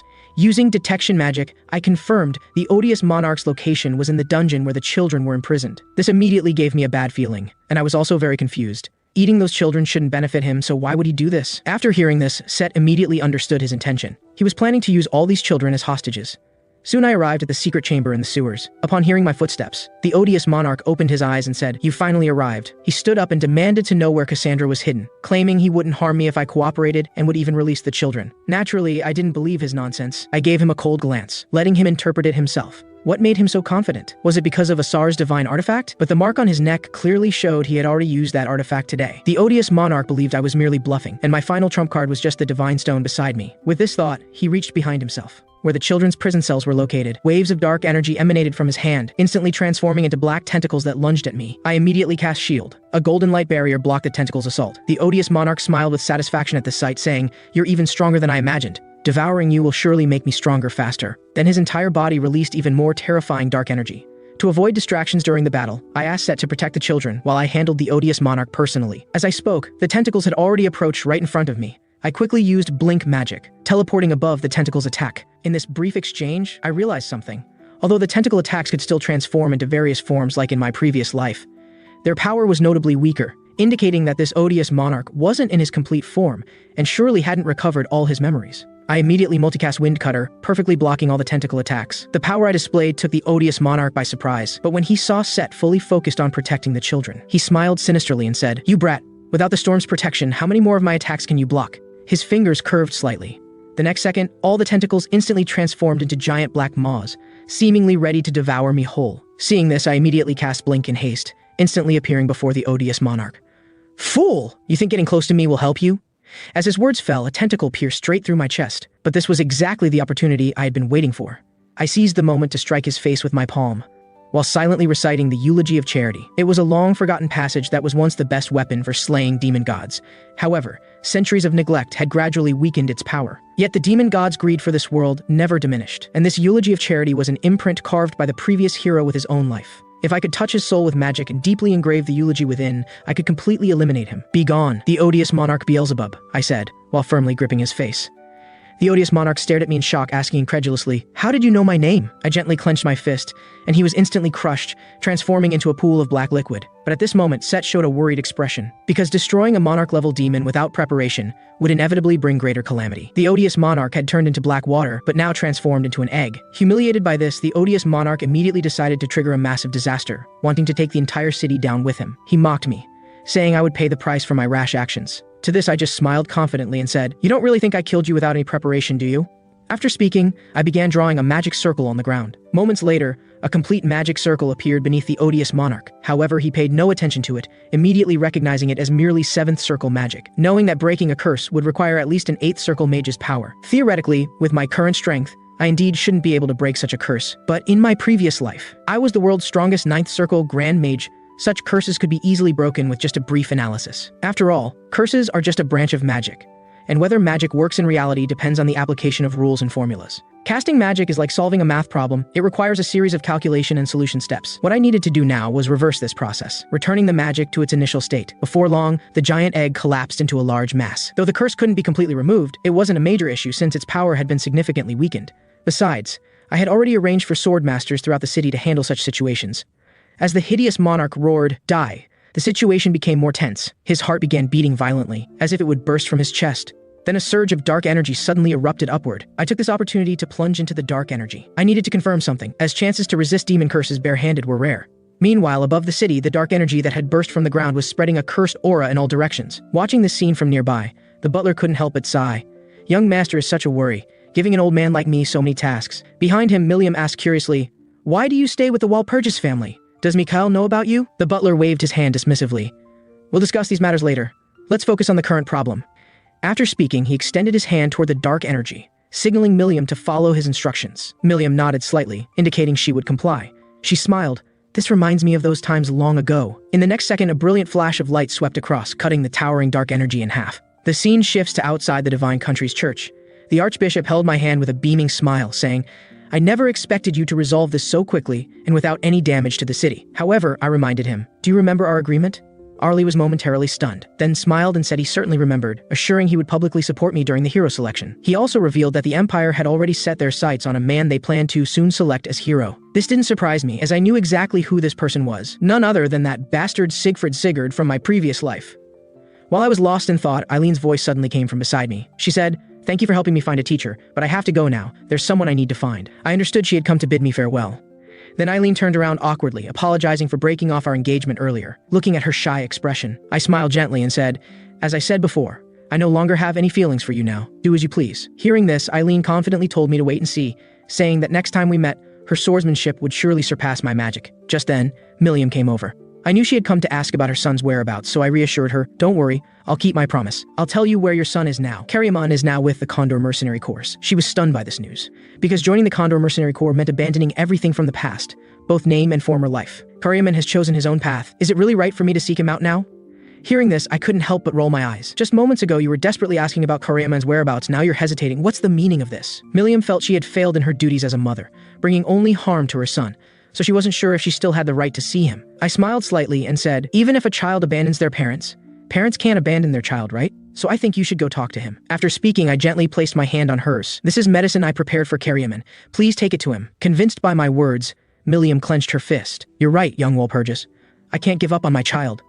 With that, she turned to seek out the Condor Mercenary Corps. After bidding farewell to Milliam, Ryan asked beside me when we would depart, saying he was eager to participate in the hero recruitment. I gestured for him not to rush, as we needed to meet someone first. Indeed, that person was my father, Marquis Walpurgis. Since I had just eliminated a demon like the odious monarch, this news had surely spread throughout the Empire, though I hadn't informed my father in advance about coming here. Hearing this, Ryan's eyes widened in fear as he asked, "You mean the Marquis has no idea what you're doing?" "Yes," I nodded. He grabbed my collar and shouted, "You madman! That's your father, the Empire's strongest Grand Mage! What am I doing caught between you two? No, I need to find somewhere to hide right now." I smiled and told him it was already too late because father had arrived. As soon as the words left my mouth, a lightning spell struck down from above. I immediately multicast shield for defense. Seeing this scene, Ryan was stunned, asking in surprise, "With attacks like these, are you sure you're father and son and not enemies?" I reassured him, saying, "Don't be nervous, this is just a normal greeting in the Walpurgis family." Then I called out to the figure in the thick smoke, "Father, you've arrived." However, the Marquis responded with a rather unfriendly gesture, cursing, "Die, you wretched son!" The Marquis immediately unleashed a barrage of magical attacks against me, as 4 magical orbs hurtled toward me. I couldn't help but admire father's skill. He had specifically developed a spell just for beating people up without harming bystanders. Truly impressive. However, the Marquis misinterpreted this as mockery, and his anger flared. He raised his hand and cast a lightning spell straight at me. With a whoosh, the lightning storm instantly enveloped my entire body. If Set hadn't intervened in time, I might have been forced to kneel and beg for mercy. The Marquis hadn't expected me to have an elf by my side, especially one possessing such powerful abilities. I seized this opportunity to explain my presence to father. "I want to become a hero by defeating demons." After hearing my explanation, the Marquis gave a cold laugh and said, "Son, do you really think I'd believe such absurd rumors? The odious monarch is a monarch-level demon. Even I would find it difficult to deal with him, let alone you. And isn't it strange that such a powerful demon appeared without causing any damage to the city?" At this moment, Archbishop Arlie stepped forward and said, "Lord Marquis, this is all true. If young Master Mikhail hadn't intervened, our divine country would have faced serious trouble. He then began praising me profusely, declaring that I was the undoubted candidate possessing a hero's soul. The Marquis was stunned, thinking to himself, could this foolish son of mine really be that capable? To verify if there were any issues here, the Marquis raised his hand and cast a teleportation spell. The next instant, the Marquis vanished from sight. 2.5 minutes later, he returned to the same spot. Through sensing the magical concentration in the capital, he confirmed that the Archbishop and I weren't lying. The owner of that aura could indeed have been a monarch-level demon. Then the Marquis asked if I truly intended to compete for the position of hero, because that would mean facing terrifying demon gods in the future. I knew well that if I couldn't demonstrate sufficient strength today, Father would never let me leave. In the next instant, I directly unleashed Set's storm power, causing intense storm energy to erupt around me. Father, as you can see, I now walk alongside the gods, so please do not worry about me. I then raised my hand to point at Ryan behind me, indicating that I had already chosen my companion. Seeing my determination, the Marquis spoke no further. Since you've made your decision, I won't stand in your way. Do as you see fit. Having said this, he turned and departed immediately. As it turned out, after I convinced my father to let me compete for the position of hero, Ryan urgently pressed me to depart for the divine country, fearing I might cause him more trouble along the way. I gestured for him to remain calm, explaining that while the divine country was our ultimate destination, we needed to visit the elven forest first. All these days, memories of the world tree had been constantly recurring in my mind. In my previous life, when I saw the world tree, it had already withered and died at the hands of the great demon. This deeply saddened my former comrade, Jihad the 8th Elven King, who had regarded the world tree as his mother since childhood, being of the elven race. Moreover, the divine artifacts and magical items I needed to forge required branches from the world tree. Therefore, I resolved to do everything in my power to save the world tree this time. The scene shifts to me leading Ryan and the others to the outskirts of the elven forest. Before us lay a desolate scene, withered trees devoid of life. I understood that the world tree's condition had clearly deteriorated. At this point, Cassandra asked how we would enter the elven forest, since the world tree, being a superior entity, could not be found by anyone without permission. However, I wasn't particularly concerned about this. Because the world tree's roots intertwined with the entire world, every location was connected to its center. Therefore, I only needed to find one of its roots to reach the world tree's location.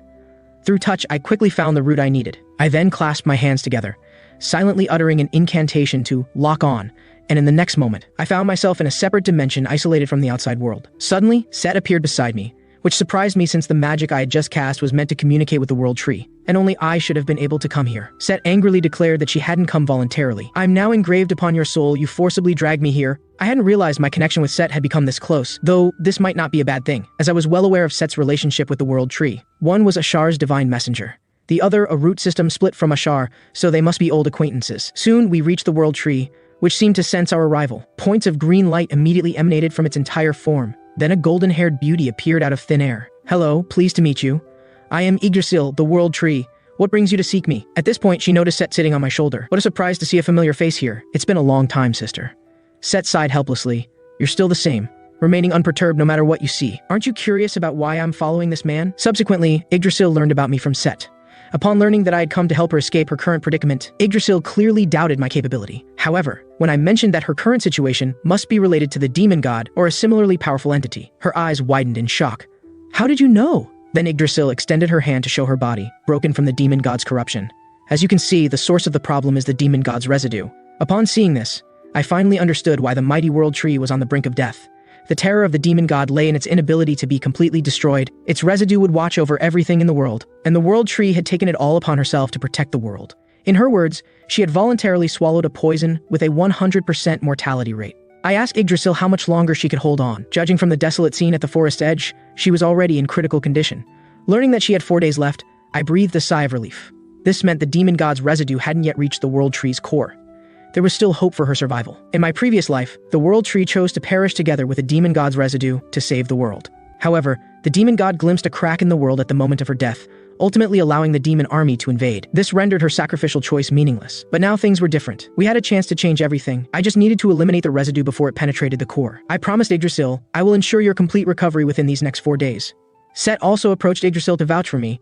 Don't judge by his appearance, he's actually quite capable. Yggdrasil's expression froze at these words. She had never imagined she might have a chance to survive. Then she unconsciously clenched her fist. If that's the case, I'll entrust this matter to you. At this point, I suddenly extended my hand, indicating that my help wasn't free. She would need to pay me a portion of the compensation in advance. Upon hearing this, Set pinched my cheek to shut me up. Can't you be less mercenary? Yggdrasil asked what kind of compensation I wanted. I pointed and told her my request was simple. I wanted her most perfect and historically oldest branch. The reason for this request wasn't merely to craft divine magical items for myself. More importantly, only this branch could solve her current problem. After Yggdrasil handed over her most ancient branch to me, I immediately proceeded to that part of the elven forest, as I urgently needed the help of a former close friend. At that moment, before an enormous withered tree, Jihad was bowing his head in prayer to the world tree. Mother, what must I do to save you? Yet no matter how hard he tried, the great tree before him showed no response. Mother, have you become unable to watch over us elves anymore? Just then, the great tree suddenly emitted a brilliant green light, followed by a gentle voice. My child, darkness seeks to devour me. Now I need your help. Upon hearing this, Jihad became extremely anxious and hastily asked the world tree, what must I do to help you? The world tree told him, soon someone carrying my light will appear. If you can help that person, the light of hope will help me dispel the darkness. As she finished speaking, the green light on the great tree gradually faded. Jihad hurriedly reached out with both hands, trying to hold on. Mother, please don't go. And where is this person you speak of? Where else could I be but right behind you? At this moment, I suddenly appeared behind him. Hello, I'm Mikhail Walpurgis, messenger of the world tree. The scene changes. Jihad and I walk together on the path to the elven palace, with me leading the way. This prompted Jihad to voice his inner doubts. Have you been to the elven forest before? Why are you so familiar with this path? I brushed this off with a casual excuse, as I could hardly tell him that I was reborn. After all, in my previous life when I came here, though the forest had been burned to ashes by the demon god, this path alone remained. At this moment, the sound of hurried footsteps echoed from afar. Your Highness, terrible news.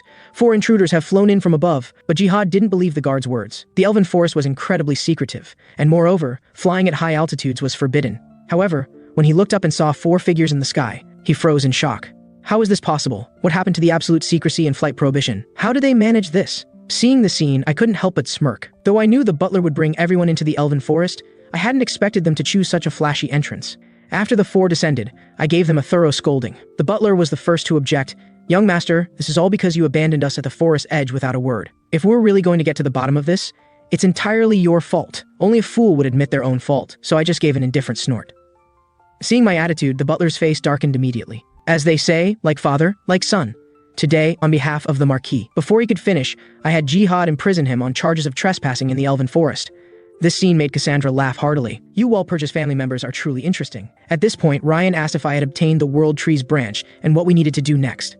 I indicated that I had indeed obtained the branch, but this was an advance payment from the World Tree, so now they needed to accompany me for another important matter. The scene changes and our group arrives at the Elven Palace under Jihad's guidance. As the great door slowly opened, an elderly figure appeared before us. He was Gillen Hadas, the current Elven King and Jihad's father. It has been long since humans visited here. Welcome, everyone. I immediately bowed in greeting. Greetings, eternal guardian of the elves. Thank you for your gracious hospitality. My words surprised the Elven King, as he hadn't expected a human to know Elven etiquette. He then asked Jihad why he had brought humans to the Elven Palace. Jihad asked his father not to be surprised by what he was about to say, as it was all at Mother's request. She had briefly appeared just moments ago. Upon hearing this, the Elven King immediately rose from his bed. Son, is this true? Did you really see Mother just now? Then, with a serious expression, he demanded Jihad provide evidence, stating that unverifiable words held no value. This put Jihad in a difficult position. Without any ability to record or capture images, he had no way to prove to his father that he had seen Mother. At this moment, I clapped my hand on his shoulder. With a reassuring look, I signaled him not to worry. I would handle his father. Then, I produced the branch the World Tree had given me. Elven King, you should understand the significance of this branch. The Elven King spoke tremblingly. This is Mother's branch. You are her messenger. Indeed. In the eyes of the elves, possession of this branch signifies official recognition from the World Tree, and it also serves as concrete evidence of my meeting with her. With a thud, the Elven King knelt before me. I, Jiren Hadas, current Elven King, pay my respects to the messenger. Please, you must save our mother. I told him that saving the World Tree was indeed the purpose of my journey, but there was something else I urgently needed. The Elven King immediately declared that whatever item it might be, if he had it, he would provide it at once. This was exactly what I'd been waiting for.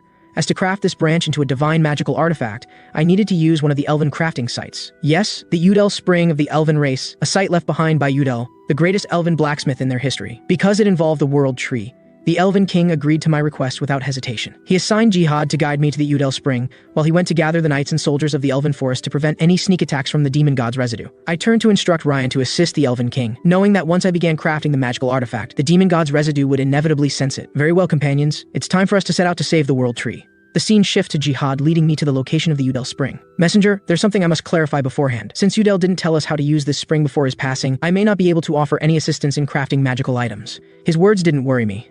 In my previous life, I had crafted countless magical items here and knew the methods like the back of my hand. First, I imbued the branch with magical energy. Then, with a splash, I threw it into the spring to begin structural analysis. Indeed, The key element in using the Udel spring was magical power. For the legendary elven craftsman, Udel's true identity wasn't that of an artisan, but rather a genuine mage. Though he had achieved no small measure of mastery as a mage, his talent was quite limited. After realizing this, Udel made an important decision. If he couldn't achieve greatness as a mage, he would succeed in another field. Eventually, he used this spring to become a world-renowned master of magical artifacts. Looking at the bubbling spring water now, I understood it was the magical water analyzing the branch. However, completely analyzing it would be no simple task, for this was a parasite of the world tree, a special material that had inherited all of the world tree's vitality. Under normal circumstances, achieving 100% perfect processing of this material would be virtually impossible. But what if I used only magical elements? A smile tugged at my lips at this thought. At this point, Jihad asked about the situation and if there was anything he could do to help. I told him processing this parasitic wood would take 4 days, and during this time, no one should disturb me. Then, pointing at the spring ahead, I shared a small secret. Somewhere there lay a magical tool Udel had crafted for the Elven King. He could try to find it. Over the next 3 days, the soldiers of the Elven Forest maintained a state of high alert. Due to the complete silence from the demon god's residue during these days, Ryan asked Cassandra if she could prophesy the future. Cassandra replied that while her ability to clearly see the future was limited, one thing was certain: the situation was not good. Sure enough, shortly after she spoke these words, the ground's rock layers began to crack inch by inch, and all the flowers and grass in the forest instantly withered, just as everyone stood bewildered. A dark shadow burst forth from beneath the fractured ground. Soon, a giant serpent with 3 blood-red eyes coiled around the great tree. This was the corporeal form of the demon god's residue. Seeing this, Cassandra urged the two to retreat immediately, sensing the serpent's overwhelming presence was far beyond their ability to handle. But Ryan declared he would not flee from battle, as it went against his knightly principles. However, after the giant serpent let out a thunderous roar, Ryan's resolve began to waver. This overwhelming power sparked intense fear in his heart. Damn it, I can't possibly defeat it. At this moment, he gritted his teeth, cursing his own powerlessness, wishing he could be stronger. And when will that Mikhail finally show up? Fortunately, the Elven King had prepared in advance and immediately arrived at the scene with his elven soldiers. He first ordered all soldiers to raise their bows and fire, using the dense volley of arrows to restrict the serpent's movement. Then, seizing this opportunity, he had the mages construct a magic formation. The next moment, a massive barrier appeared before the serpent. They thought this would be enough to stop it. However, after the serpent smashed its head against it several times, the previously impenetrable barrier was forcibly cracked. The Elven King realized this wouldn't last long. Now he could only hope for my swift appearance. Meanwhile, at the Udel Spring, I had completed analyzing the parasite. Looking at the staff in my hand, I was quite satisfied. As expected of me, it's flawless from every angle. Set told me to stop being smug and urged me to quickly combine it with the previous orb, because just now she had sensed the demon god residue's aura had grown tens of times stronger than before, indicating it had certainly made its move, which was exactly what I had anticipated. As I embedded the red orb into the staff, the orb immediately burst forth with brilliant light. Seeing this, I felt secret joy. It seemed to have succeeded. Meanwhile, on the other side, the barrier was on the verge of collapse under the serpent's attacks. At this moment, despair was written across the Elven King's face. Gods, is there truly no way for us to stop it? As they saw the giant serpent preparing to deliver its final strike, Ryan urged everyone to disperse, warning that the barrier was about to shatter. Sure enough, under the serpent's attack, the entire barrier was shattered into pieces. Just as everyone thought they were doomed, a brilliant pillar of light descended from the heavens, instantly striking the serpent down. Then my figure emerged from the thick smoke.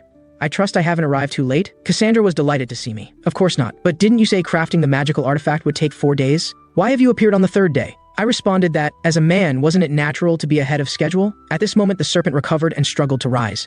Looking at this massive creature before me, I knew that mere 5th circle holy light magic would not be sufficient to defeat it. Moreover, if not for this staff made from the world tree's most precious part, the previous attack likely couldn't have even penetrated its defenses. But now the greatest challenge before me was how to slay this serpent. The demon god's residue had parasitized the world tree for decades, consuming vast amounts of its power during that time, making it unrealistic to kill it with this staff alone. Fortunately, I knew its weakness from my previous life's encounter. There was a core inside its abdomen, and destroying that would kill the serpent. What troubled me was that to successfully enter its body, someone would need to distract it from the outside. At this moment, the serpent launched its attack, lunging at me with its massive, bloody maw. Simultaneously, a sharp arrow streaked across the sky from afar. Following it, brilliant blue flames erupted violently upon the serpent's head. The powerful impact forced me back several steps. That was unexpectedly the Elven Sovereign's sword. I turned my head to look below. Sure enough, Jihad had arrived. It seemed he had obtained the magical tool left behind by Udel. This Elven Sovereign's arrow was specifically crafted by Udel for the next Elven King, possessing both tremendous destructive power and the strongest holy force. Regrettably, none of the successive Elven Kings had gained its acknowledgement. Otherwise, the demon god's residue wouldn't have been so brazen. However, Jihad's arrival was perfect timing. His attacks could effectively draw the serpent's attention. The serpent had now recovered from that arrow, though it was in quite a sorry state, with half the skin on its face blown off.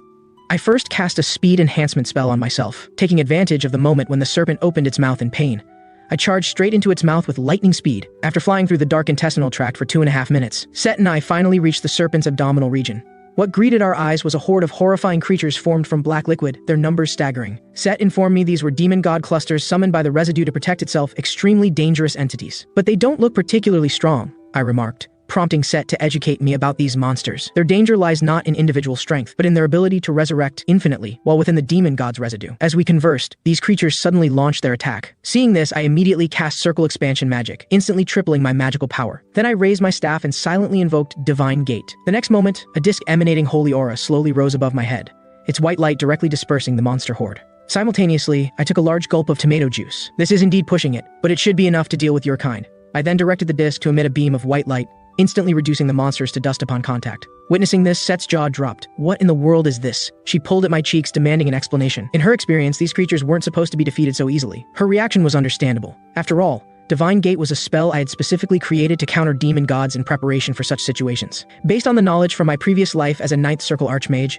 this magic was extremely difficult to use and consumed enormous amounts of magical power. In my current state, I could probably maintain this for only 5 minutes. Therefore, I had to eliminate the demon god's residue within this time frame. Set and I quickly arrived at the location of the core. At last I found you, you bastard. The creature before us astonished Set. She hadn't expected the residue's true form to be the demon god's eyeball. No wonder it had caused Yggdrasil such torment. With only 3 minutes of circle enhancement remaining, I needed to end this quickly. However, the demon god's eyeball seemed to notice my current state and immediately emitted a mocking hee laugh. It then manipulated several tentacles to attack me. Damn it, I don't have time to play tentacle games with you. I immediately cast Blink Spell. The next second, I appeared directly in front of the eyeball with 1 minute of circle enhancement remaining. Seeing this, the eyeball attempted to open its surrounding tentacles to devour me directly. But I was 1 step ahead, pulling out a signal stone. Then I lightly clenched my fist and crushed it. With a whoosh, an arrow wreathed in green light suddenly appeared, severing all the tentacles before me. This arrow was shot by Jihad from outside. The giant serpent, its body now pierced, roared madly as its life force visibly drained away. Floating before the eyeball, I shouted, "Did you really think the World Tree would endure your torment without any preparation? Though in my previous life, the World Tree failed to escape you and perished together with you. She never truly lost, for she had long ago planted a seed of hope within you, a spell crafted solely for the World Tree." As I raised my staff and invoked the 7th circle unique spell, Yggdrasil, countless fresh sprouts instantly grew within the serpent's body. They rapidly spread and climbed, then advanced towards the eyeball at tremendous speed. Meanwhile, Yggdrasil in the distance sensed these seeds sprouting. "Thank you, Mikhail Walpurgis," she said, tears of joy flowing. On the other side, the serpent's body was gradually decomposing and dissipating. Seeing this, Jihad wept with joy. We really destroyed the demon god's residue. He still couldn't quite believe it was real, until a beam of green light came racing from afar. It silently merged into the great tree. The next second, the withered branches instantly filled with vitality, verdant leaves growing rapidly under the golden light. In moments, the entire tree was enveloped in flowing golden light, emanating an incredibly strong life force. Wonderful! Mother has finally returned. The scene changes, and I was once again summoned into the World Tree's realm. Yggdrasil immediately expressed her gratitude upon seeing me. "Thank you for your help. Now I can once again oversee the elven forest and care for my children." I told her she could skip the thanks. I preferred more tangible things, like compensation. Yggdrasil hadn't expected such directness. "I see, you want my essence, correct? But obtaining my essence would only increase your circle count. Considering my life's value, this compensation you seek seems too modest. Therefore, I have decided to give you a part of myself." Hearing this, Set immediately became agitated. "Who gives away something so precious? If you give away a part of yourself, how will the world's order and balance be maintained?" "Sister Set, my reason for doing this is the same as your original intention in choosing this child. Therefore, you shouldn't stop me." Set's face flushed red at these words. "Do as you please, give whatever you want, I won't interfere." Looking at Set's frustrated expression, I teased her, "That's what you get for meddling. Now you're speechless after being shut down." Then I accepted Yggdrasil's kindness and asked her, "How should I use your power?" Yggdrasil placed a strand of her embroidered hair in my hand. This left me somewhat disappointed. "So it's just hair?" I opened my mouth to eat the hair, but Yggdrasil quickly stopped me. She told me I only needed to tie the hair around my wrist, and then I could control her power. Sure enough, when I closed my eyes and tried, a power full of life force burst forth from my wrist. It quickly spread throughout my entire body. So this was the World Tree's power, not only healing all my wounds, but also rapidly restoring my magic circles. Then I extended my right hand, intending to test this power. The rapidly rotating magical power instantly racked my body with turbulence. Fortunately, the World Tree's healing speed exceeded the magical power's rotation rate, preventing me from suffering immediate physical destruction. After enduring this agonizing ordeal, I successfully condensed my 6th magic circle, signifying my breakthrough to become a 6th circle mage. Upon returning to the elven forest, everyone was gathered around a bonfire for a grand celebration. Observing everyone's joyful expressions, I mused how wonderful it would be if the world could maintain such joy and laughter forever. Such a scene was truly beautiful. At this moment, the Elven King suddenly sat beside me. He inquired about my injuries. I assured him I was fine, but mentioned there was something important he should know. He should properly guide Jihad and arrange for him to meet the fairies, for he had the potential to form a contract with the fairy king. Hearing this, the Elven King smiled gently. Thank you, honored messenger, for such high praise of my son. As his father, I am very proud. I glanced at him, thinking how he was exactly as Jihad had described. In my previous life, Jihad would take every opportunity to tell me, my father is truly a wonderful person. And he wasn't wrong. The Elven King was indeed a good person. Fortunately, I had managed to save him this time. At this point, the Elven King suddenly stood up, preparing to announce something to everyone. Let everyone raise their glasses to the honored messenger. Without him, we could not have saved our mother. Therefore, I swear in my name as Elven King that from this day forward, we elves shall be allies of Messenger Mikhail Walpurgis, no longer confining ourselves to the Elven Forest. Upon hearing this, everyone raised their fists, shouting, "Long live the honored messenger, may the World Tree Mother exist eternally." Then they tossed me into the air like a hero. I hadn't expected such a gesture from the Elven King. It was truly an unexpected surprise. Yet why did I have a nagging feeling of having forgotten something? What had I forgotten? Meanwhile, in the Elven dungeon, the butler had been imprisoned for exactly 4 days. With the World Tree incident reaching its perfect conclusion, our group finally set out on the journey to the Divine Country. Along the way, Knight Helen kept asking me the same question: who exactly was I? I rolled my eyes in exasperation, stating that I was obviously the only son of the Walpurgis family. Did she think I could be her father? At this point, Set told me she could completely understand Helen's feelings, as even she doubted whether I was human, given that my recent performances seemed impossible for someone of my age. Left with no choice but to dispel everyone's doubts, I, Mikhail, began to speak complete nonsense with a straight face. As you all can see, the reason I can accomplish seemingly impossible feats is that I can hear the voice of the gods. Upon hearing this, everyone immediately gave me looks reserved for the mentally challenged. Stop bragging, Mikhail. Even the Holy Maiden can't hear divine messages in this age. What makes you, a mere mage, think you can? Set agreed with Ryan's words, for as a divine messenger, she knew well that since Godashar's departure, no divine messages had descended upon this world. To this, I merely smiled slightly, then turned away, stating, whether you believe it or not, the gods have indeed conveyed a message to me. And that message is, let the divine country perish. As I spoke, I made an international friendly gesture toward the sky. Indeed, the roots of the current divine country had long since rotted. The self-righteousness and greed of the high archbishops were crucial factors in the demon god's successful invasion in my previous life. My words deeply moved Cassandra, for no one understood the corruption of the current divine country better than she did.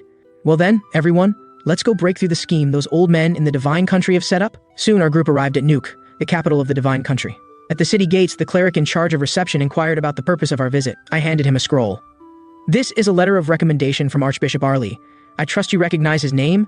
Upon hearing I was recommended by Archbishop Arley, he hastily unrolled the scroll to verify my identity. After confirming I was recommended by Arley to compete for the position of hero, he requested that I drop a single drop of blood on the scroll, for only this would officially validate the letter of recommendation and grant me qualification to enter the divine country's main temple. All along the way, the divine country's followers were buzzing with discussion, for from the moment I entered the city, everyone knew I was a hero candidate. Though heroes in this age were mere nominal titles in common people's eyes, for the divine country, no matter how much a hero's prestige had declined, a hero was still a hero. Seeing all eyes focused on me, Ryan smiled and suggested, wouldn't it be more interesting if we made an even grander entrance? Ryan's words enlightened me, and I called out to Set with a smile. To this, Set gave an evil smile.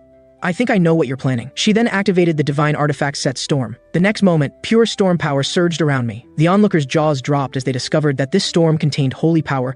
How could this be possible? My ostentatious display wasn't merely for show. The main purpose was to let the rats mixed in the crowd clearly see my strength, so they could report back to those old Archbishop geezers. At this point, the butler also noticed these people's presence. He approached me and quietly informed me of everything, asking what I planned to do. I blinked my large eyes, indicating I would give him a 3-day vacation. Butler, you've been working so diligently all this time. So for these 3 days, go do whatever you want, whether it's catching rats hiding in the shadows or playing so-called puzzle games. The butler was momentarily stunned by these words. Then his lips curled into a barely noticeable smile. Ah, young master, you really know how to command people. Meanwhile, in a room within the church, a cleric reported everything that had transpired to Archbishop Killian. You say Mikhail possesses holy power? Impossible. The Walpurgis family is clearly a family of mages, and mages absolutely cannot possess holy power. For magical power and holy power are two forces that cannot be merged. To possess both powers simultaneously, he would have to be the protagonist of some novel before Killian could recover from his shock.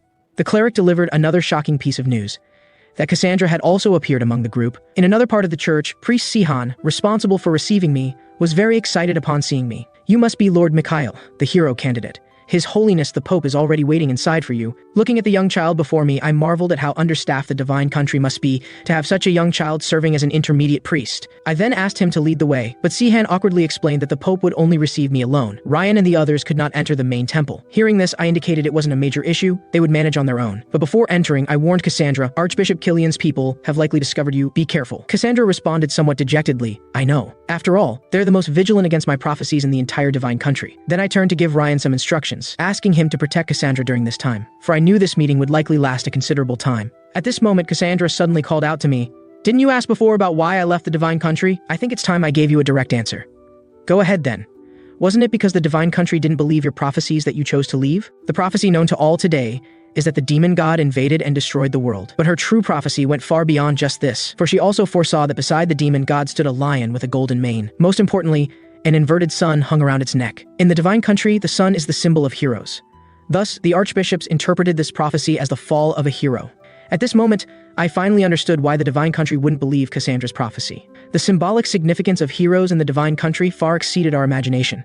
Naturally, the divine country wouldn't want outsiders to know about such prophecies that were unfavorable to heroes. But coming back to the point, what did that golden-maned lion represent? Suddenly, something occurred to me. Golden mane and golden hair. Damn it. Of course it's that bastard hero Siegfried. The scene shifts, and now I've arrived at the interior of the main hall with Sihan. Throughout the journey, Sihan expressed his admiration for me. Particularly when discussing my divine technique display at the city gate, he transformed into my ardent admirer, declaring, Lord Mikhail, you must become a hero. The first and only hero in divine country's history capable of wielding magic. However, I expressed that this might be rather difficult, as I'd heard the divine country already had a hero candidate. Upon hearing this, Sihan hesitantly replied, do you mean Lord Siegfried? Though he's a good person, don't people always say he's strong in the arm but weak in the head? And that's exactly the impression he gives me. The next moment, realizing his improper words, Sihan repeatedly bowed his head in apology, saying, I'm sorry I spoke out of turn just now. No, you weren't wrong. Your assessment was quite fair and I like it. At this moment, I had thoroughly memorized this intermediate priest Sihan. With such discerning judgment, he would surely become a talent in the near future. Soon we arrived before a door, and Sihan revealed its secret to me. Only those willing to humble themselves could pass through. Then he bowed to me and said, His Holiness the Pope is behind this door. May the grace of God Hekau be with you. I reached out to push open the door. Let me see what kind of person this legendary Pope Gregorius truly is. As the door slowly opened, my pupils contracted sharply for 2.5 seconds. Damn it, why is this former bastard of a hero the first thing I see? At this moment, Siegfried tried to greet me very politely, but I wanted to curse his entire family. Yet when various curses rushed to my lips, I held them back with my last shred of rationality. I clenched my fists and told myself to endure it. Small impatience ruins great plans, and becoming a hero was now the most important thing. I bowed deeply to the Pope and said, I pay my respects to the most humble person in the divine country. It is my honor to meet the wise eyes of Hekau in person. The Pope appeared somewhat surprised by my behavior, noting that such courtesy seemed quite uncharacteristic of someone from the Walpurgis family. Now then, let me explain the current situation to you both. Until this moment, only you two meet the candidate requirements. Therefore, one of you will be chosen as the hero. At this moment, Siegfried suddenly extended his hand, wishing to discuss the power of heroes with me, though I had no desire to engage with him. Nevertheless, out of courtesy, I accepted his handshake. As expected, the instant our hands met, Siegfried unleashed all of his holy power against me. How presumptuous of you, I remarked. Since you wish to play this game, I suppose I shall indulge you. I then directly absorbed his holy power using the world tree's strength. Sensing something amiss, Siegfried tried to stop releasing his holy power. But how could I let him off so easily? While frantically absorbing his holy power, I also released my own holy power against him. After this exchange, Siegfried was clearly reaching his limit. Set warned me not to go too far, saying if we accidentally killed this fellow, we'd be in serious trouble. Hearing this, I let out a cold snort. Then I released his hand. The Pope had witnessed everything and said, Mikhail, your holy power is exceptionally pure. In terms of purity alone, it seems to surpass even mine. Have you received divine revelation? Indeed, your holiness, I have received revelation. My ability to lie without flinching left set speechless, thinking, how did I never notice before what a shameless fellow you are? At this moment, Siegfried shouted, that's impossible. Since the prophecy war, God Hekau has ceased giving revelations to humans. Even his holiness hasn't received revelation. What right does a mere mage like you have? Upon hearing this, I burst into laughter. You ask by what right? Because a hero is a special existence who has never needed to receive ordination from the Pope. For a hero has only one eternal companion, and that is the wise god Hekau. Were your previous words meant to diminish the value of heroes? Moreover, your foolish behavior has degraded God Hekau to the level of mere mortals. Realizing his mistake, Siegfried immediately lowered his head. I apologize, Lord Mikhail, for my previous words. At this point, I couldn't be bothered with this brainless fellow. The urgent matter was to gloss over the revelation business. Considering that no one knew what the revelation actually was, I prepared to improvise one on the spot. Just as I was seriously planning to deceive them, I suddenly noticed a young woman had appeared among the crowd. Who was she? And when had she appeared? The young woman also noticed my unusual reaction. She smiled and asked me, "You can see me, can't you?" I pretended not to hear her voice, but the beads of sweat on my face betrayed me. The young woman snapped her fingers. The next second, time in the entire room was forcibly stopped. Witnessing this, I was utterly shocked. Only one person could easily perform such a miracle as freezing time. You are God Hekau, aren't you? I felt rather awkward at this moment, having just attempted to use her name to fabricate lies, only to be caught red-handed before I could even finish. And with her playful expression and attitude, she seemed more like Set than a deity. Set saw right through my staring eyes and said, "Your thoughts seem quite disrespectful towards me." At this moment, Hekau also noticed Set's presence, saying, "What a surprise to meet you here. Though Set, you seem to have become more humble. Are you worthy to say such things? Should I reveal all your embarrassing stories about pursuing a Tsar?" However, before Set could finish speaking, with a loud crash, Hekau executed a shoulder throw on Set. The force was so great that Set almost went to meet a Tsar. Then Hekau asked me a question. "From earlier, your eyes have shown considerable insolence. Although you've inherited Asar's legacy, I am now the only god in this world. Why do I see not a trace of reverence for me in your eyes?" Her words immediately ignited my anger. Whether it was when the world tree was near death, or when the great demons were expanding their power, didn't you choose to stand idly by? So why should I show any reverence towards you? Hearing my words, Hekau was momentarily stunned. Then she smiled and said, "You really are an interesting person. If you're angry because I haven't responded to revelations, I can only say I have my own helpless reasons." Then, making a silencing gesture near her mouth, she continued, "I don't respond because my words cannot be transmitted. Though people call me a god, I'm not perfect like a Tsar. For some reason, my words cannot reach the people. Even prophecies, my backup plan, fail to gain people's trust." Upon hearing this, I was dumbfounded. "But you're a god. What in this world could possibly be beyond your ability to solve?" Hekau replied, "This matter would take too long to explain. I'll clarify it another time. As the only human who can currently communicate with me, I need you to help me with something." Due to some reason, her words could not be transmitted, so she hoped I could help her investigate the cause. In exchange, she would help me become a hero. Although I had absolute confidence in becoming a hero through my own abilities, considering that her problem might be related to the demon god, I agreed to her request. With another snap of her fingers, the previously frozen time resumed its flow. At this moment, Siegfried was still persistently asking what kind of revelation God had given me. "Since you're so eager to know, I'll tell you. God said that the current state of the divine country deeply disappoints her." Upon hearing this, Siegfried immediately condemned me for insolence, daring to defame the divine country before his holiness. I had anticipated his reaction. "You haven't even confirmed whether my revelation is true or false, yet you dare call me insolent. I think you're the one who doesn't take God Hekau seriously. A brainless fellow like you should just keep quiet." Then I turned my gaze to the Pope. "Oh yes, God mentioned something else to me. Long ago, your holiness, you took in 2 children, didn't you? One you kept close, while the other you neglected." Upon hearing these words, the Pope's eyes widened in astonishment. This information was known only to a select few archbishops within the divine country, yet I had revealed it in precise detail. At this moment, he became thoroughly convinced that I had indeed received revelation from Hekau. In truth, these words were not revelations from Hekau, but rather what I myself wished to accomplish. The divine country's foundation had become thoroughly corrupt, and the status quo needed to change. Moreover, it mattered not if they believed these words were revelations. After all, once I turned these words into reality, they would become revelations. The Pope then stated that the hero selection discussion would end here for today, as he needed to consult with the various archbishops. After leaving the church, I discovered a strange patterned mark had appeared on the back of my hand. Set informed me that this was the unique pattern representing Hekau's inheritance, indicating I had accepted her commission. Then Set sarcastically remarked that I now had 2 patterns, wondering if I would eventually become a street boss with the full mythological menagerie tattoo package. You know what, that's actually possible.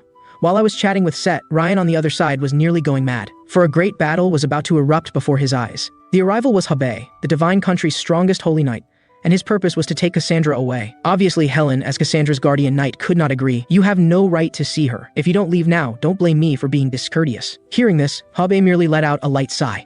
Then he stepped forward, his foot causing the ground to crack and stones to fly. "Has no one told you how dangerous it is to draw a sword against a holy knight? Besides, Lady Cassandra is a member of the divine country.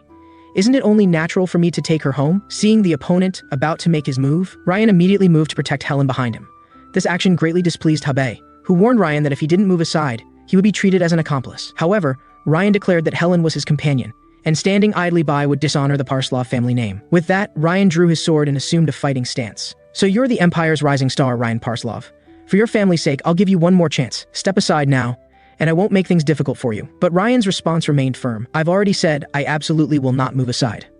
As soon as the words left his mouth, Ryan charged forward with his sword. He felt both fear and excitement. Fear because his opponent was the divine country's strongest holy knight. Excitement at the chance to cross swords with such a powerful warrior. Yet in the instant their blades clashed, Ryan clearly recognized the gap between them. I cannot defeat him. At this moment, Cassandra shouted, "Stop!" Only then did this battle without suspense come to a halt. Habe, even as the commander of the Holy Knights, you shouldn't come barging in so rudely. Habe stated that this was his duty as a Holy Knight, and that Archbishop Killian had repented his past actions, assuring it would not happen again, so please, come with me. Cassandra understood clearly that this man stood on the same side as Killian, and if she were taken away, she would surely be imprisoned again, never able to leave the divine country. If I refuse to go with you, will you take me by force? Hebe replied that he would, stating, I'm not negotiating with you, to prevent Ryan and Helen, who were protecting her, from being harmed. Just as Cassandra was about to agree, my voice carried from afar, who says anyone's going anywhere with you, little purple hair? A pillar of fire immediately shot skyward, separating the two sides. Seeing this, Habe's eyes widened. This is six-circle magic. I never expected Lord Mikhail to possess such power at such a young age. However, this is an internal matter of the divine country. Even if you are qualified to become a hero, you have no right to interfere with the Holy Knight's affairs. I chuckled at his words. Tell me, Commander, have you truly memorized the divine country's laws? To the divine country, a hero is no outsider. If you truly don't know this, I'd be happy to explain it to you. Habe was momentarily stunned, then acknowledged that he had misspoken. But unwilling to give up, he tried to bring up the matter of Cassandra's sudden disappearance. I clearly informed him, Cassandra hasn't disappeared. She has been with me, a hero candidate, all along. Therefore, you have no grounds to take her away. Seeing that he was still reluctant to leave, I angrily pointed at him and asked, You still won't leave? Are you trying to challenge a hero's position in the divine country? Faced with such a weighty accusation, he naturally dared not accept it. I apologize for disturbing everyone today. I shall take my leave. After watching Habe depart, just as Helen and Cassandra were about to breathe a sigh of relief, I spoke with cold eyes. Now then, let's have a talk. After returning to our lodgings, the first thing I needed to confirm was Helen's true identity. So Helen, please remove your helmet. Surprisingly, Helen's true identity, hidden beneath the armor, was the sister of that bastard hero, and her real name wasn't Helen, but Ida Nibaroon. This situation had already exceeded my expectations. The reason I had asked her to remove her helmet was because during our time together, she had given me a long-forgotten sense of dissonance. I had subconsciously thought she might be one of my former close friends, but I hadn't expected this outcome. Then I asked Ida why she chose to accompany Cassandra, who had been expelled from the divine country. You could have lived a more comfortable life in the divine country, after all. Your brother is the rising star of the Golden Lion Knights and a hero candidate. Hearing my words, Ida's eyes grew distant as she began to tell me about her childhood experiences. My brother and I were abandoned orphans from a young age. We relied on each other for survival in an alley controlled by dark forces. As everyone knows, children in the alleys were treated like disposable items. Though that life was too cruel for my young self, it was also the happiest time of my life, because my brother would always unhesitatingly stand before me to protect me. But everything changed with the arrival of Archbishop Killian. The sacred temple became our new home, and we no longer had to scavenge for food in garbage bins. But at some point, my brother began to change.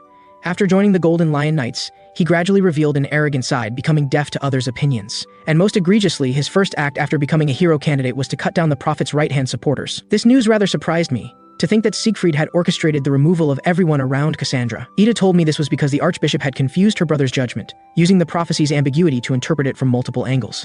The Archbishop seized upon this point, exploiting her brother's sense of justice by only showing him those who had suffered because of the prophecies. Now I fully understood why Cassandra had suddenly disappeared. It had all been orchestrated by Archbishop Killian. I gave a light chuckle.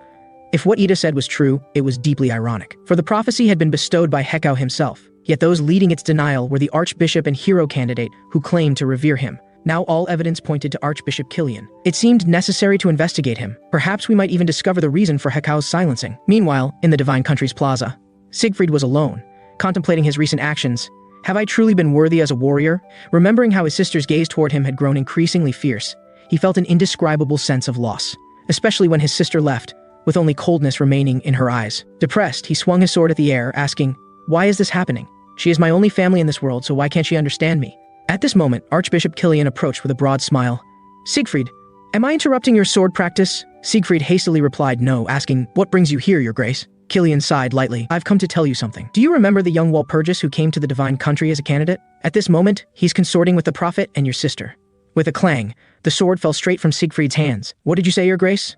They've returned with Mikhail? Does his holiness know about this? What should we do next? Killian gestured for him not to worry, saying, The great god Hekau walks with us, but God does not bestow grace upon the idle, so we must take action. As the two discussed how to deal with me, little did they know that someone had been watching them from the shadows. A week quickly passed. The entire divine country was engaged in heated discussions about who would be more suitable to become the hero. Under Archbishop Killian's machinations, The majority of archbishops and priests expressed support for Siegfried becoming the hero, generally believing that as a member of the Holy Knights, he better represented the divine country's image. At this moment, Ryan was anxiously scratching his head. Mikhail, what are you thinking? They've already started promoting themselves as divinely chosen while you've been cooped up in this room for 7 whole days. Are you planning to withdraw from the hero selection? I indicated that he needn't be anxious, as one very important person had yet to make their choice. Moreover, there was an important reason why I had participated in the hero selection at this time, that being the upcoming archbishop assassination case. 2 years after this incident, people would learn that this assassination was connected to demons. It was only then that the divine country began taking the prophecy of the demon god's advent seriously and started selecting heroes in preparation for the coming war. This presented an excellent opportunity for me. If I could prevent the archbishop's assassination and eliminate the demon responsible, then I could gain the support of the neutral archbishops. Combined with that person's influence, the hero position would be mine without question. Subsequently, I inquired whether Cassandra had made contact with the individual in question. She replied, "I have done as you instructed, though I cannot be certain whether he will come." Her response did not concern me, as that person would never refuse Cassandra's request. Indeed, after 2.5 seconds, a knock sounded at the door. As the door slowly opened, a middle-aged man wearing a cloak entered. He walked directly to Cassandra's side, saying, "These years have been difficult for you, child." The arrival was none other than His Holiness the Pope. After 2.5 minutes of catching up, I directly expressed to the Pope my desire to become a hero. "Your Holiness, after telling you about the revelation last time, there was something I left unsaid." I then displayed the pattern on my right hand.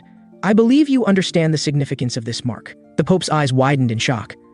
"You possess Hekau's inheritance? Have you seen her in person?" I confirmed that I had, and that the deity had explicitly told me the divine country must undergo changes. Therefore, for the sake of the great god Hekau, I require your assistance, your holiness. The next day, Archbishop Kilian was trembling with anger in his chamber. For during the divine country's council meeting just hours before, the previously neutral archbishop had suddenly declared support for my candidacy as hero. This instantly shocked everyone present, sparking widespread discussion. Everyone knew that this archbishop was the Pope's closest confidant.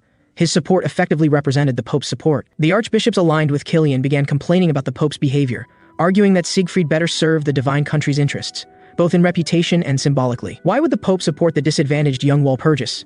Is it merely because he once defeated a great demon? Hearing this, Archbishop Kilian ground his teeth in anger, determined not to allow me to establish my reputation and become the hero. Then, with a malevolent expression, he addressed his colleagues, "My fellow brothers, for the sake of the divine country and what is right, we may need to soil our hands." After learning that all of this was connected to demons, I took Ryan and directly infiltrated the divine country's Knight Order. Just before this, through displaying Hekau's symbol and Cassandra's plea, I had successfully convinced the Pope to support my candidacy as hero. Though everything was proceeding according to plan, I alone knew that the most challenging problems lay ahead. Because the Archbishop's murder case is about to happen, to be precise, it should be Archbishop Naren's murder case. It was precisely this incident that would make the already under-supported Pope's position even more precarious. Therefore, my most urgent task was to save Archbishop Naren. As I contemplated this, my butler, who had been on leave for many days, suddenly appeared behind me. Startled, I teleported 2.5 meters away. Just as I was about to complain about his ghostly appearance, the butler brought me news that he had detected a demonic presence within the divine country, with its source in the Holy Knights. This surprised me somewhat. Indeed, the most dangerous place is often the safest. Demons certainly knew how to choose their hiding spots. Young master, I have one more matter to report. That Archbishop Kilian appears to be plotting against you. Moreover, I can clearly sense a malevolent aura about him, as if he's been tainted by something repulsive. Hearing this, I smiled slightly. Things were developing in an interesting direction. The scene changes to Ryan and me walking toward the Knights' headquarters. On the way, Ryan expressed his confusion. "Mikhail, why do you want to trouble the Knights, and why insist on bringing me along? For revenge, of course. Their commander came to bully us earlier. Shouldn't we return the favor?" Hearing this, Ryan became excited. "I like your vengeful personality, kid. By the way, I have something for you. You'll be the one to deal with that commander." Speaking thus, I tossed him a mold. But Ryan was dumbfounded. "Is it real or fake real? Are you sure you want me to handle Habe?" Then he looked at the mold in his hand again. "What good is a sword hilt to me?" I gestured with a raised hand, instructing him to infuse it with aura. "This will certainly provide you with a remarkable surprise." Indeed, at the precise moment, Ryan infused the spiritual artifact. A magical sword of immense power materialized before his eyes. As the accumulated aura continued to intensify, the magical sword transformed directly into a swordsman. I informed Ryan, "This one's swordsmanship far exceeds your own. Though you cannot communicate bidirectionally, training with him will at least double your efficiency." Faced with this unexpected gift, Ryan appeared somewhat embarrassed and asked what I wanted in return. I patted his shoulder and replied that I wanted nothing. "If you truly wish to show gratitude, then focus on becoming stronger. I will need your help in the future." Soon we arrived at the Holy Knights' headquarters. The 2 knights on guard duty immediately recognized my status as a hero candidate and inquired about my business. "I am here to see your commander Habe. Please announce my arrival." Upon hearing this, the 2 became instantly hesitant. "We apologize, Lord Candidate, but the commander is not present. Please return another time." Their unusual behavior further confirmed my suspicions. Something was definitely amiss within the Holy Knights. Disregarding their obstruction, I prepared to force my way in under the pretext of a hero candidate's inspection. At that moment, The sound of footsteps echoed from nearby. It was Commander Habe himself. How fortuitous. Did you come specifically to welcome me, Commander? Habe, with a gloomy expression, inquired about the purpose of my visit. Upon learning we had come specifically to challenge him, he was momentarily stunned, then realized it was about the previous attempt to seize Cassandra. My sincere apologies, Lord Mikhail. I was wrong in that previous matter and formally apologize. However, I cannot accept your challenge, as holy knights do not fight the innocent. Upon seeing the other party's refusal to yield, Ryan began provocative speech directly to their face. Oh, so you don't fight with the innocent, do you? It seems more like you're afraid to face us, and searching for excuses to avoid confrontation. I decided to escalate the situation, saying, could it be that the holy knights are all bullies who prey on the weak and fear the strong? Are such people worthy of serving God Hekau? Touched on a sensitive point, Habe's gaze turned cold. Lord Mikhail, please retract your words. I accept your challenge. Then, under Habe's guidance, we entered the knights' quarters. Observing the knights crossing swords in the training ground, Ryan appeared quite excited, as he had aspired to join the holy knights since childhood. Watching their intense training now made him yearn even more. As we passed by a banner, I instantly detected a nauseating presence. There was no mistake, a demon was hiding here, and this one was an old acquaintance of mine. As the divine country gathered the world's most devout and powerful priests, it was difficult for any demon to survive here, but that one was an exception, naturally possessing some immunity to holy power. Moreover, he excelled at mimicry, often relying on exceptional acting skills to destroy his prey. However, this fellow had a fatal weakness. Once his mimicry succeeded, even he would forget that he was playing a role, and would think and act completely according to the mimic subject's patterns. I then asked Habe if there had been any abnormalities within the knights recently. Habe turned and told me there were none. Though his expression was cold, I knew he wasn't lying. For throughout our interaction, his pupils had not wavered in the slightest. Since I couldn't get useful information from him, I had to confirm things myself. I activated detection. My pupils instantly turned pitch black. Nothing unusual here. Nothing here either. Just as I thought this trip would be fruitless, I suddenly discovered a black creature writhing underground. No wonder I couldn't find this fellow. It had been hiding underground all along. Subsequently, I expressed to Habe my desire to investigate below. Upon hearing this, Habe's pupils contracted. I caught this subtle change in his expression. He was indeed concealing something. I inquired again about what was hidden below. His response remained the same, that he knew nothing. Seeing his persistent reticence, I decided to investigate personally. Observing my determination, Habe, unable to dissuade me, offered to accompany me below. I directly refused, pointing to Ryan behind me and saying, this is the one challenging you. You should focus on how to defeat him. I then stated that I would not go alone, as my companion should have arrived. Indeed, after I finished speaking, hurried footsteps echoed from nearby. The arrival was none other than that bastard warrior Siegfried. In order to expose the demon hiding within the knights, I brought Siegfried with me to the underground space beneath the knights' quarters.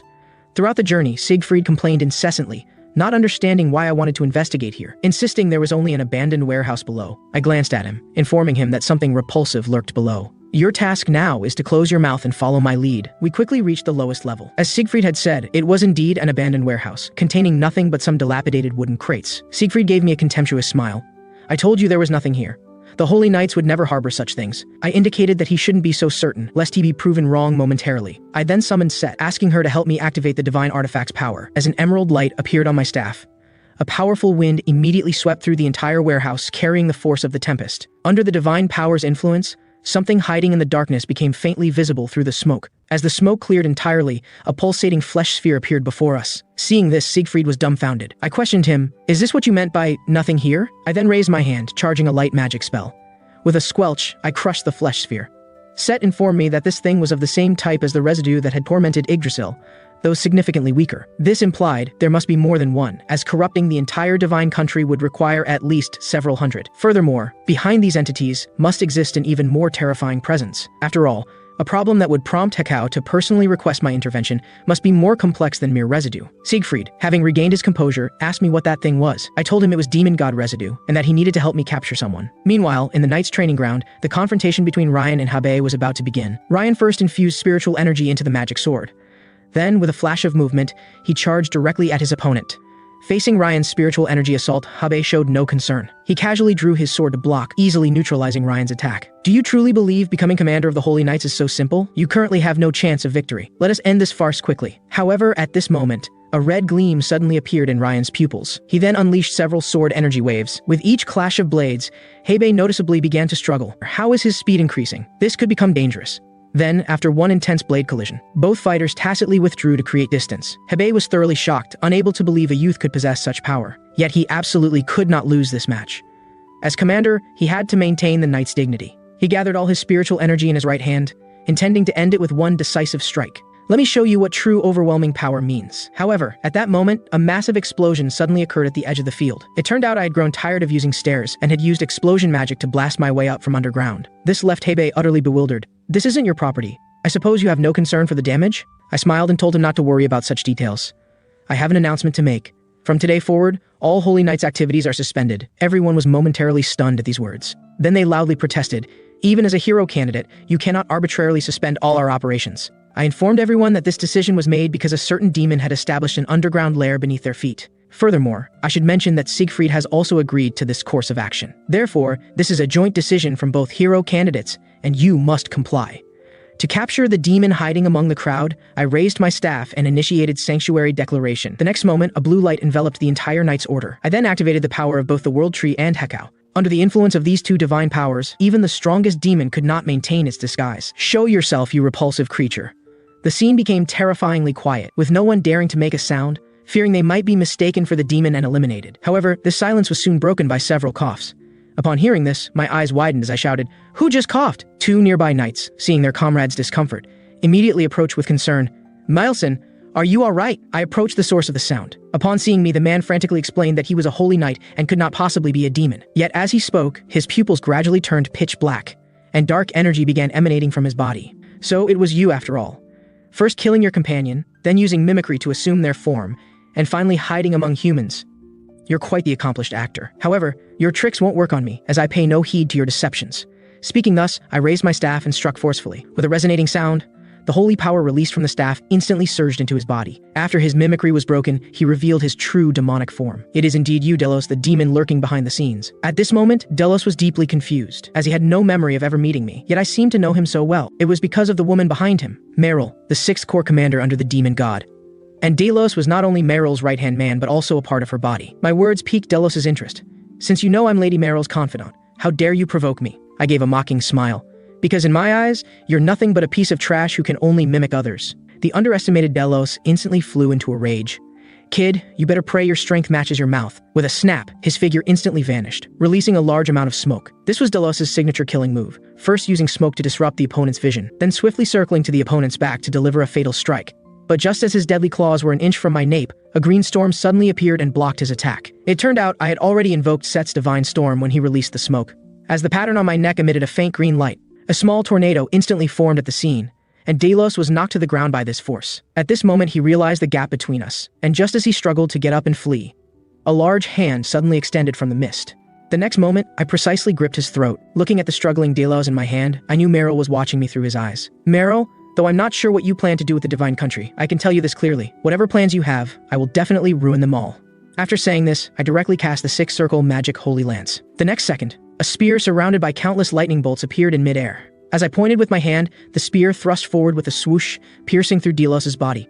But this guy's will to live was extremely strong. Even with such severe injuries, he didn't die. So I raised my hand again for another evolution magic. At this moment, he was powerless to resist the holy power, and finally his body was gradually dissolved by the orb of light. After completely dealing with Delos, I turned and aimed my spear at the knights, because they had joined Archbishop Killian in bullying Cassandra, so I had to avenge her. Honestly, I'm very disappointed in you all. A demon was acting in your companion's skin, yet you never noticed. How can you call yourselves proud holy knights? And I've heard that your holy knight order is closely connected with a certain archbishop, even following his orders, is that right? Hearing this, Hebei hurriedly stepped forward to deny it. As holy knight serving Hekau, we only ever follow divine revelation. Then how do you explain helping Killian raid the first temple and driving away the great prophet Cassandra? Hebei fell silent upon hearing this, and after coming to his senses, he tried to defend himself with matters of prophecy. But I turned and interrupted him. "I don't want to argue with you. After all, this is an internal matter of your knight order. But I hope you remember the original purpose of the Holy Knight Order, to be loyal only to Hekau, and to fight against demons." Then I turned my gaze to Siegfried nearby.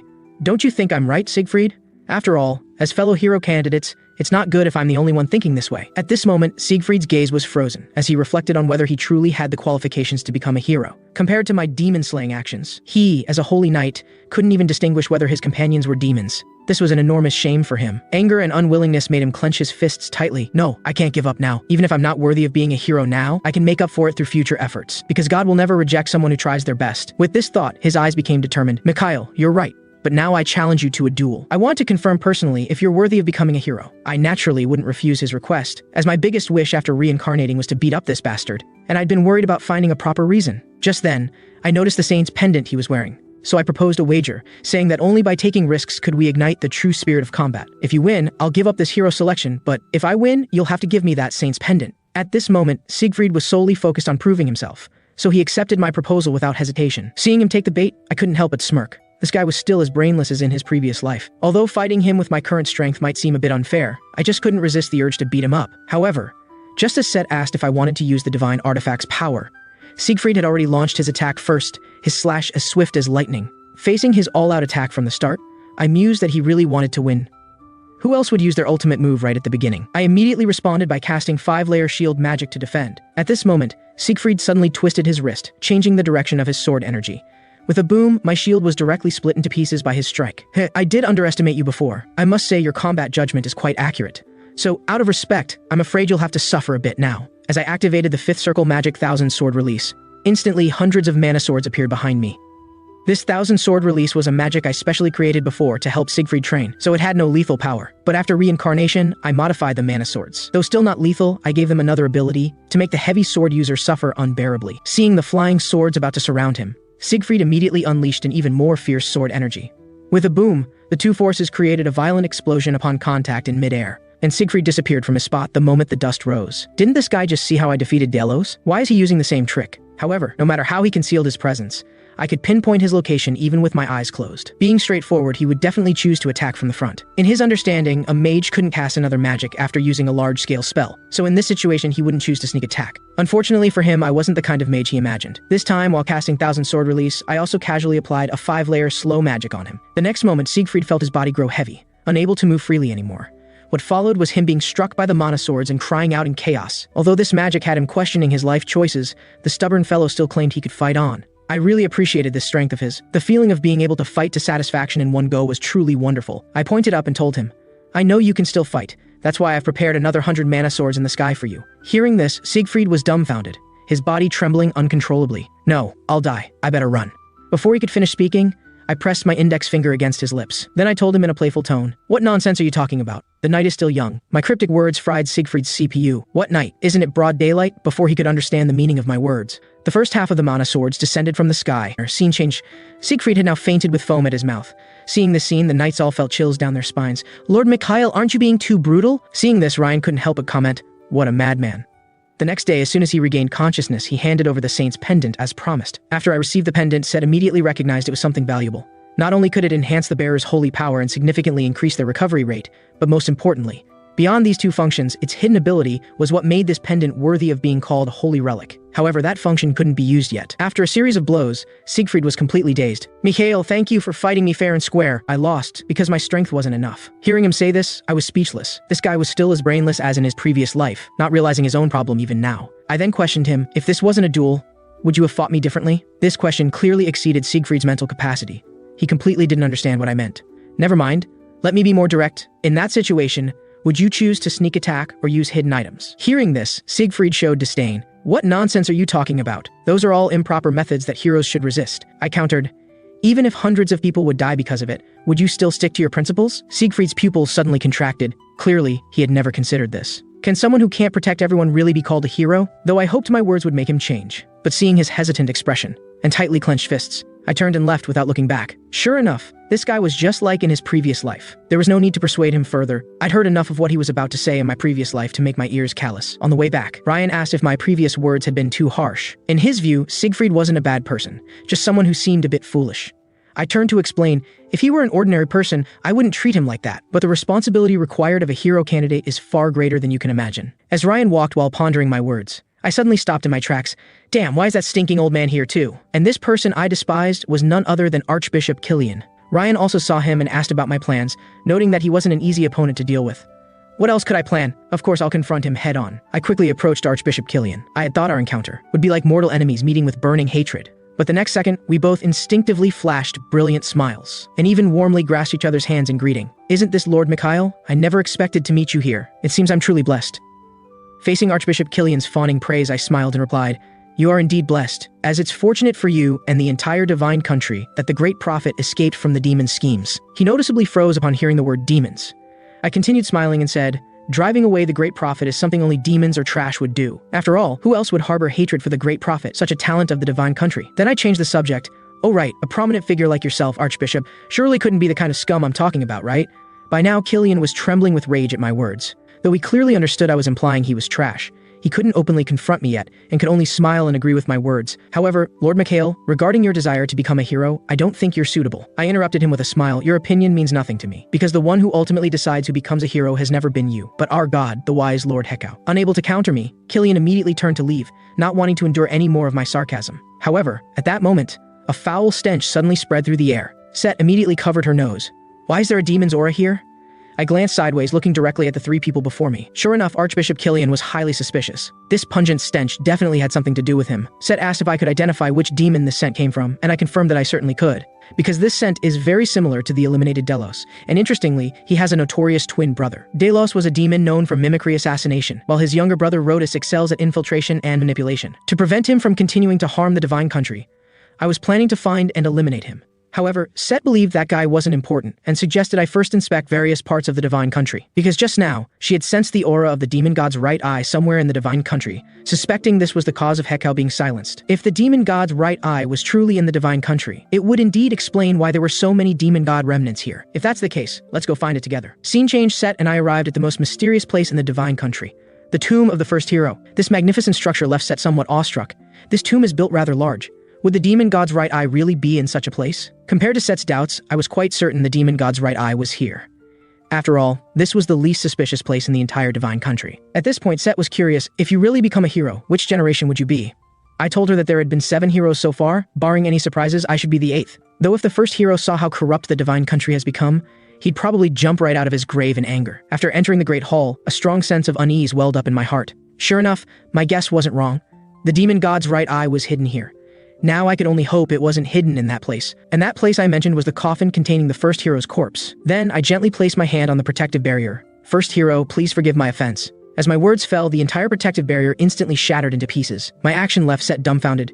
In her understanding, the demon god's eye couldn't coexist with a hero's corpse, and the recent protective barrier also proved the eye couldn't be inside. But what if it had invaded the hero's body before their death? Set's heart trembled at these words. Clearly, she was shocked by my bold hypothesis. To prove whether my hypothesis was correct, we had no choice but to open the coffin and investigate. However, the moment I opened the coffin, my gaze immediately darkened. As I expected, the coffin was empty. In its place was a bottomless hole. Mikhail, what should we do now? It seems we're in big trouble. Compared to Set's concern, I remained quite composed. I stated that the current situation wasn't so bad.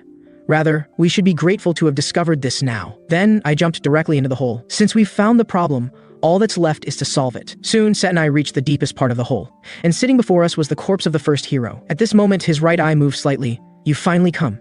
I've been waiting for you. After saying these words, the first hero's corpse stood up with uncontrollable laughter. Simultaneously, a repulsive black aura gathered in his palm. With a whoosh, a black energy ball shot toward me at extreme speed. Seeing this, I immediately used ring expansion magic, followed by the 6-circle magic flame shockwave. The moment the two energies collided, a violent explosion occurred. I marveled that this was indeed the first hero's corpse.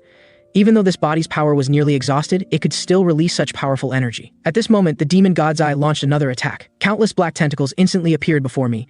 It seemed intent on finishing me with one strike. But unfortunately for it, since becoming a 6-circle mage, I could use ring expansion magic's amplification effect to cast higher tier magic. As I raised my hand and cast the 8th circle magic ice throne, a massive ice wall composed of ice crystals appeared before me out of thin air, freezing all the black tentacles. Just as Set was about to praise my skills, her pupils suddenly contracted, because she saw the first hero's corpse, controlled by the demon god's eye, draw its holy sword. Dozens of magic circles appeared behind him, and most terrifyingly, they were all circle magic. Before I could recover from my shock, all these spells came crashing toward me at once. Fortunately, I quickly activated Set Storm. The powerful storm force spread out from my palm. With a boom, an even more violent explosion occurred. I took this opportunity to teleport above the demon god's eye, then I directly grabbed its head. You bastard. Finally got you. But the demon god's eye wasn't panicked at all, as ordinary magic couldn't destroy a part of the demon god. However, I was prepared for this, by imitating the self-created magic of my previous life's strongest martial artist companion.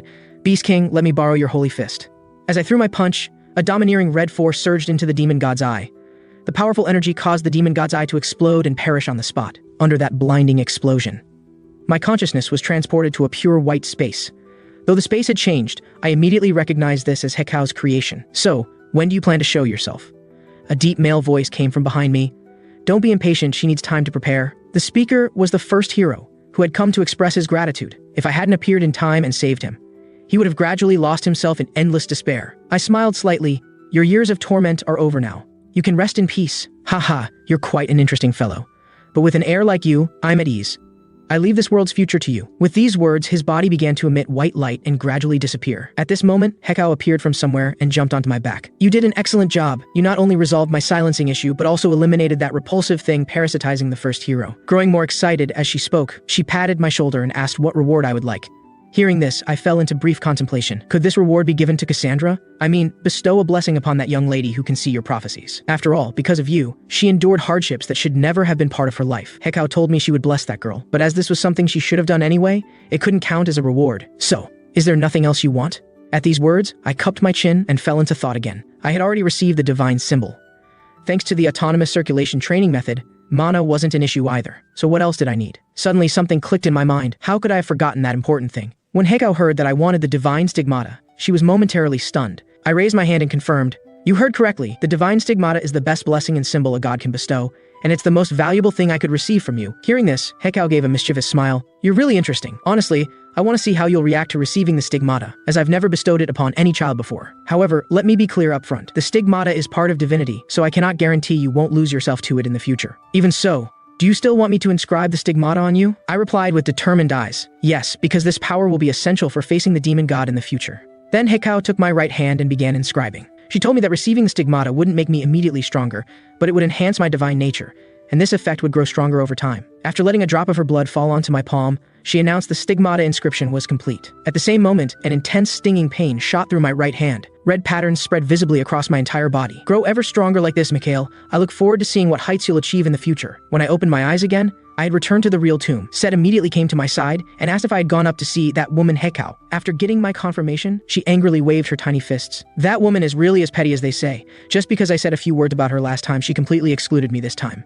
Just as she was still angrily cursing Hekau, a stone pillar fell straight from the sky, landing squarely on Set. After the pillar landed, I found a white robe and a letter on it. Opening the envelope, I found it was from Hekau. Tell that little brat Set to go die for me, and this robe is my gift to you. This was actually the saint's robe, one of the essential items for all previous heroes, and a symbol of her acknowledgement of me as a hero. At this point, Set crawled out from under the pillar. Is this Hekau's gift? That woman is really stingy. After putting on the robe, I indicated that wasn't it. This is her gift. Seeing this, Set was dumbfounded. That woman actually inscribed the stigmata on you? Set immediately began nervously examining me all over, well aware of the stigmata's dangers. In severe cases, it could cause one to lose their humanity. Only after confirming I had no adverse reactions did she finally relax.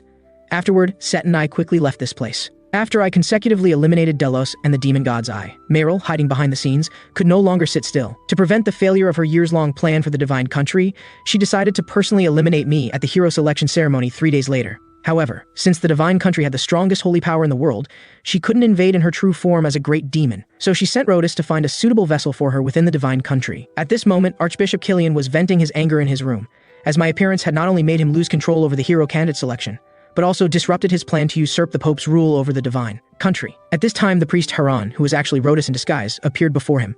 Killian immediately asked, as if finding his backbone, Haran, has God delivered another oracle to you? He had always believed Haran was a child sent by God to his side, because whenever he followed his instructions, any trouble could be resolved. Haran smiled and said he had indeed heard God's prophecy. God was very dissatisfied with the current hero selection, and stated that they absolutely could not allow a magic bloodline like the Walpurgis to disrupt the divine country's order. As he spoke, Haran stepped forward and placed his hand on Killian's face. Then, with a vicious expression, he said, For that person's sake, I trust you're prepared to get your hands bloody. Under the influence of demonic power, darkness invaded Killian's eyes. Thus, without any effort, control over his body was obtained. Time flew by, and 3 days passed quickly. I was now waiting in my room for the hero selection to begin. Archbishop Naren glanced at the letter of recommendation in his hand, puzzled about what I had been doing these past few days. Not only had I persuaded most of the previously neutral archbishops, but even those who had always supported Siegfried had turned to my side. I casually suggested that perhaps he hadn't gone to gather votes, since I had given him quite a lesson recently. With only 3 hours left until the hero selection, Siegfried still hadn't arrived. Just as Archbishop Naren was wondering if he would forfeit, I smirked and said he would definitely come, because I haven't had enough fun beating him up yet. Sure enough, 2.5 minutes later, I encountered Siegfried rushing to the church. At this time, he still hadn't emerged from his depressed state, thinking about how his former comrade in arms had been a demon in disguise, and how he, as a hero candidate, had failed to recognize this. This made him doubt whether his path to becoming a hero was the right one. Although I've always thought you were the least hero-like person, I must admit your actions were truly the most heroic. So now I'm very confused. Mikhail, can you tell me what I should do next? Hearing this, my gaze darkened. You really have no self-awareness, do you? Then I clenched my fist. With a thud, my fist landed solidly on his abdomen. Struck by this heavy blow, Siegfried's eyes rolled back as he was sent flying dozens of meters. I turned my back and coldly told him, "If you want advice, I suggest you work on fixing that stupid brain of yours. Do you know why I'm so angry? It's because you talk about wanting to change, but you never actually listen to others. You brat, if you really want to change, you shouldn't come to me. You should go listen to what those you've bullied have to say." As I spoke, my face twisted with anger, and my desire to punch him grew stronger. Seeing my expression, Siegfried broke into a cold sweat, an ominous feeling rising in his heart. "Mikhail, don't hit the face. Can't you be a little gentler?" For the next 2.5 minutes, Siegfried's screams filled the area outside the church. His face beaten to a pulp, Siegfried complained glumly, "Mikhail, did we have some deep grudge in our past life? Why do you always beat me up whenever you see me?" I gave a light and replied, "We do indeed have quite a history. If Cassandra hadn't appeared in time to stop me, you'd probably be half dead by now." At this moment, a figure suddenly came running from the distance. Panting, he told me something terrible had happened. Meanwhile, inside the Great Hall, Archbishop Killian appeared, having lost his consciousness. His purpose in coming here was to eliminate Cassandra. As Killian drew closer, Ida, responsible for guarding Cassandra, immediately drew her sword and warned, "Archbishop Killian, I advise you not to cross this line. Don't blame me for disregarding our past relationship if I have to subdue you." However, just as she finished speaking, a large hand reached out from the front. "You two disrespectful children, God is on my side." The next moment, a violent energy blast shot toward Ida. Although she quickly blocked it with her sword, she was still knocked down and sent sliding dozens of meters. At this point, Ida keenly noticed that the power Killian used wasn't holy power, because he was surrounded by dark aura, without a trace of the presence an archbishop of the divine country should have. As Killian spread his arms, a black goat emerged from the dark aura. Just as Ida wondered what kind of monster this was, a pair of massive goat horns appeared before her eyes, moving too fast for her to dodge. At this moment, her life flashed before her eyes. Am I really going to die here? Just then, with a clang, a huge shield appeared and blocked the attack. Seeing this, Ida grinned. "You're late, Lord Magician," I replied expressionlessly while holding Siegfried. "I'm not late. Even if I were, it would be because of your brother." Upon seeing me arrive, Killian became more agitated, his trembling body suggesting, "This will be your grave." But the next second, his demeanor changed completely as he smiled and extended his hand to Siegfried. "Child, come here quickly. That's not where you should be. Don't forget who raised you and showed you the path." Hearing this, Siegfried hung his head, unsure how to choose. He quietly asked me what he should do. I told him, "The choice has always been yours, but you must take responsibility for your decision." At this moment, he was no longer confused. Drawing his sword, he took up a battle stance. With determined eyes, he declared, "As a holy knight, I will never ally with one possessed by demons, even if it's Archbishop Killian who raised me." These words enraged Archbishop Killian to the point of trembling, as he couldn't accept the betrayal from Siegfried, who had always been obedient to him since childhood. However, he quickly came to terms with it, as since being touched by Haran, he had been able to hear divine revelations. "God is on my side." I gave a cold laugh at this. What you heard wasn't divine revelation at all. It should be called a death sentence. And I've played along this far. Meryl, don't you think it's time to show your true face? Hearing this, Killian gave an evil smile as a pair of massive black horns grew from his head. Through brief conversation, Meryl learned that I was the mage who had eliminated the odious monarch. Yet even so, she didn't take me seriously. "Whatever means you use to defeat that odious one, you can't possibly defeat me with mere six-circle magic. After all, I'm a great demon who has survived through long ages." I looked at her with contempt. "Stop putting on airs, you bastard. Though the odious monarch was just a discarded card, he was still a great demon. How could you not be anxious after seeing how thoroughly I defeated him?" Hearing this, Meryl gave an evil smile.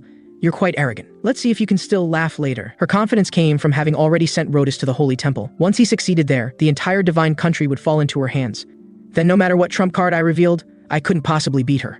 But how could I not know about her little scheme? That's why I had already arranged for Ryan to go to the Holy Temple. However, after surveying his surroundings at the temple, Ryan was completely bewildered, because everyone around looked so normal, showing no signs of demon possession.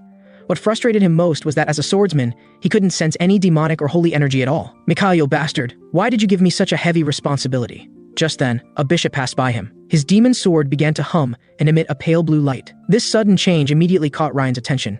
Could the demon sword identify who is possessed by demons? With this thought, he immediately called out to stop the passing bishop. Sure enough, a black goat stood on the bishop's right shoulder. This must be the demon Mikhail mentioned. Ryan immediately infused spiritual power into his demon sword and took up a battle stance. With a swoosh, a blade of spiritual energy struck down the bishop. The black goat on his shoulder was also incinerated by the spiritual power, yet Ryan felt a deep sense of unease. Suddenly, he detected a repulsive aura. Turning around, he discovered a figure had appeared in a corner of the temple. It was the demon Rhodus, disguised as Haran, who gave an evil smile. "It's too late, human. Today all of you will die here." As his words fell, thick black aura began pouring from all the bishops present. These auras continuously coalesced into black goats, growing ever larger. Seeing this, Ryan immediately raised his demon sword, but faced with so many black goats, he was momentarily at a loss. Just as the bishops were about to be consumed by the black aura and transform into monsters, countless orbs of golden light suddenly appeared in the temple. Under that radiance, the black goats let out agonized wails. The people present gradually returned to normal, freed from the black aura. Seeing this, everyone fell to their knees in excitement. This is a miracle. Our God has come to save us. Though Ryan couldn't understand what was happening, under the golden light, he could clearly sense holy power within himself. Let me test just how strong this holy power is. With a flash, the moment his demon sword pierced the ground, it created a blue barrier. As the barrier grew larger, countless blue beams of light shot forth from it. In an instant, all the black goats were blasted to dust. Meanwhile, Meryl immediately sensed what was happening at the temple. How could there be such powerful holy power there? Could a god have intervened? Seeing this, I grinned. Looks like someone's carefully laid plans of many years are about to fail. But I should thank you, actually. Thanks to you, the divine country has finally regained a touch of its long-lost piety. Realizing she had been outmaneuvered, Meryl became hideously angry. You bastard, today I'll make you die here! As she spoke, she raised her hand to strike me dead. But the moment her released black energy approached me, a powerful green storm burst forth from within me, easily withstanding the attack. However, this thoroughly enraged Meryl. She refused to fall to a mere minor mage like me. She unleashed all her power, and the immense pressure caused the ground to crack inch by inch. Yet, I remained completely calm at this sight. Normally, I shouldn't be able to counter such power. But Meryl had overlooked whether Killian's puppet body could withstand such an outburst. Moreover, this was the divine country, possessing not only the world's strongest holy power, but also being the sanctuary where God's omnipotence reached its peak. At this moment, Hekau had arrived from the temple at my side. What an impudent piece of trash, daring to cause such chaos in my divine country. The next moment, a blue pillar of light descended from the heavens, precisely striking Meryl's position. Under such powerful holy force, Meryl could only abandon this body and flee. Don't celebrate too early, Mikhail. Sooner or later, I will kill you. I gave a dismissive laugh. Go ahead and try if you dare. Meanwhile, the bishops outside the church witnessed several pillars of light shooting straight into the sky. They all fell to their knees and clasped their hands in devotion. Because at this moment, every one of them could sense that the deity, long absent from the divine country, had finally returned. The scene shifts to Meryl, who has finally escaped back to her lair in disarray. Curse you, Mikhail Walpurgis! How dare you destroy my years of planning and cost me so many hard-won souls? Next time we meet, I'll definitely take your life. But before that, Rhodas, don't you have something to explain to me? As she spoke, a black goat suddenly rushed out from beside her. With its mouth wide open, Rhodas flew straight out from within. Rhodas quickly fell to his knees before Meryl, trembling as he spoke. Great Lady Meryl, thank you for saving my life. I can explain what happened in the holy temple. Meryl's eyes turned cold upon hearing this. Your worthless life means nothing to me. As she spoke, a massive black horn pierced through Rhodas's body with a violent thrust. It's just your memories that are still useful to me. That's the only reason I brought you back. As Rhodas's body completely dissipated, only a red pill remained at the scene. Meryl picked up the pill and put it in her mouth. Now, let me see exactly what happened inside the holy temple. 3 days later, in the divine country, a hero's appointment ceremony was being held. As expected, I was successfully appointed as the 8th generation hero. Set remarked beside me, it's only been a few days since the great demon incident. How did they confirm your hero status so quickly? The divine country's efficiency is impressive. But what Set didn't know was that the divine country had no other choice but me. Because yesterday, Siegfried voluntarily withdrew from the hero selection. He felt lost as his firmly believed path of heroism was completely denied, combined with Archbishop Killian's betrayal leaving him disheartened. He believed he had no right to become a hero, and insisted on withdrawing from the selection, thus making me the only candidate. The moment the crown symbolizing herohood was placed upon my head, a brilliant pillar of light suddenly descended from the sky and enveloped me. This was Hekau's blessing celebrating my becoming a hero. Seeing this, Set looked unhappy. It seems that Hekau really values you, spending so much energy on you. Although I successfully became a hero in this life, I knew clearly this was just the beginning. Only from this moment did I truly gain the qualification to contend with the demon god, and to close the gap between myself and the demon god more quickly. The day after becoming a hero, I set out on a new journey with Ryan. Our destination was Count Draculian's territory. Upon learning our destination, Ryan felt like the sky was falling. He desperately questioned why Hekau would choose me as hero. Who becomes a hero just to seek death? Looking at his various dramatic outbursts, I seriously suspected he had maxed out his comedy stats. Nothing like the serious, handsome guy he was in his previous life. Of course, I could understand his reaction after all. Count Draculian's territory was a terrifying place known as the Land of No Sleep, although it was a prosperous place 100 years ago. But Count Draculian, in his pursuit of an immortal body, after he devoured nearly half of his territory's residents, the divine country sealed everything within the territory for his unforgivable crime. Ryan was still puzzled about why I insisted on going to such a terrifying place. I told him there were 2 reasons for going there. First, there's a dungeon seal. Second, Count Draculian's seal is about to be broken. The butler, who had been silent until now, cried out in shock, "That monster is going to be unsealed?" But theoretically, the sealed coffin should be impossible to open from the inside. I didn't explain much to them. After all, I couldn't tell them I was reborn, so I could only use the excuse that this was Hekau's revelation. After learning this was Hekau's will, Ryan seriously asked if I had a way to eliminate him, since Count Draculian's title of immortal monster wasn't for nothing. I gestured to Ryan to relax, indicating I already had a strategy. However, before that, you need some good training. Seeing my evil smile, Ryan trembled all over, knowing I was plotting something against him again. Sure enough, the next second I cast a sleep spell on Ryan. The butler immediately recognized that I was casting illusion magic, implanting multiple virtual selves in Ryan's dreamscape. Then I asked the butler if he wanted to become stronger. I've specially designed a training system for you too. The butler happily agreed, but regretted it the very next second, because my training method for him was to let a horse ride him, meaning he had to carry a horse with his magical power for 2 days and nights. After completing all this, I asked Set about information regarding the next dungeon. However, Set said my behavior counted as cheating, and as a divine messenger, she must ensure fairness. But after my repeated requests, she still revealed some clues. She told me that Draculian's reason for falling was his fear of aging and death, which was exactly the punishment this dungeon's guardian inflicted on those who failed. Set also told me that the dungeon she guarded was actually the simplest among all the SR tombs, as other dungeons contained many beings that defied common sense.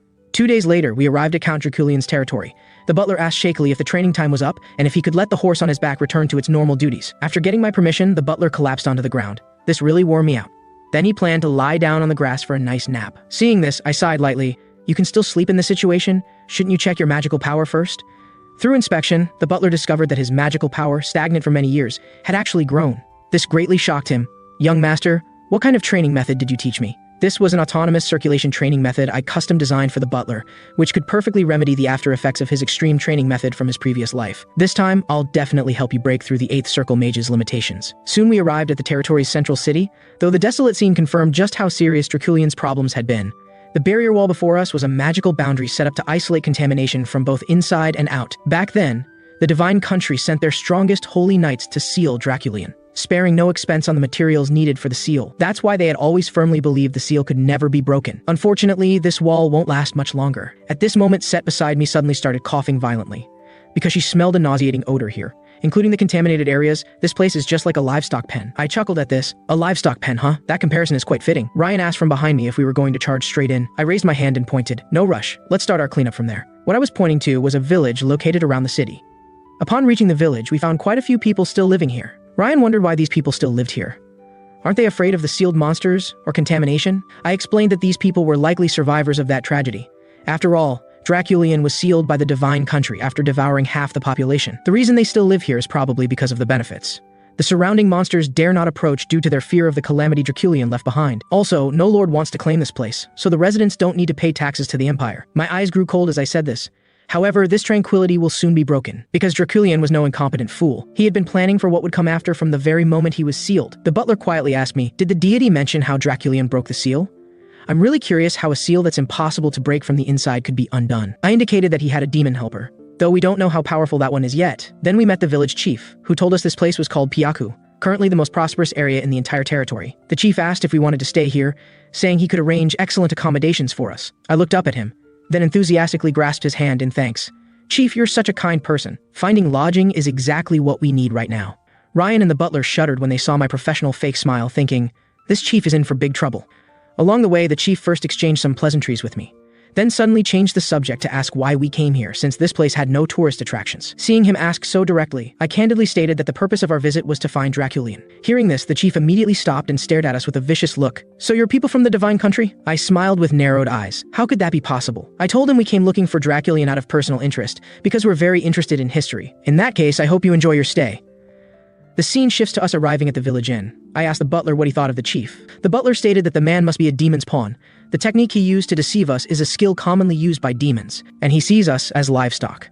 Our voluntarily asking to be confined saves him a lot of trouble. These few sentences made Ryan's brain explode. He couldn't understand how he suddenly became someone else's livestock. I told Ryan the butler's assessment was correct. The demons have already marked us as sacrifices. Then I raised both hands and made the shape of the number 6. Haven't you noticed that there are 6 other villages surrounding this one? 6 is the number demons are known to use to symbolize sacrifices. Ryan still expressed confusion.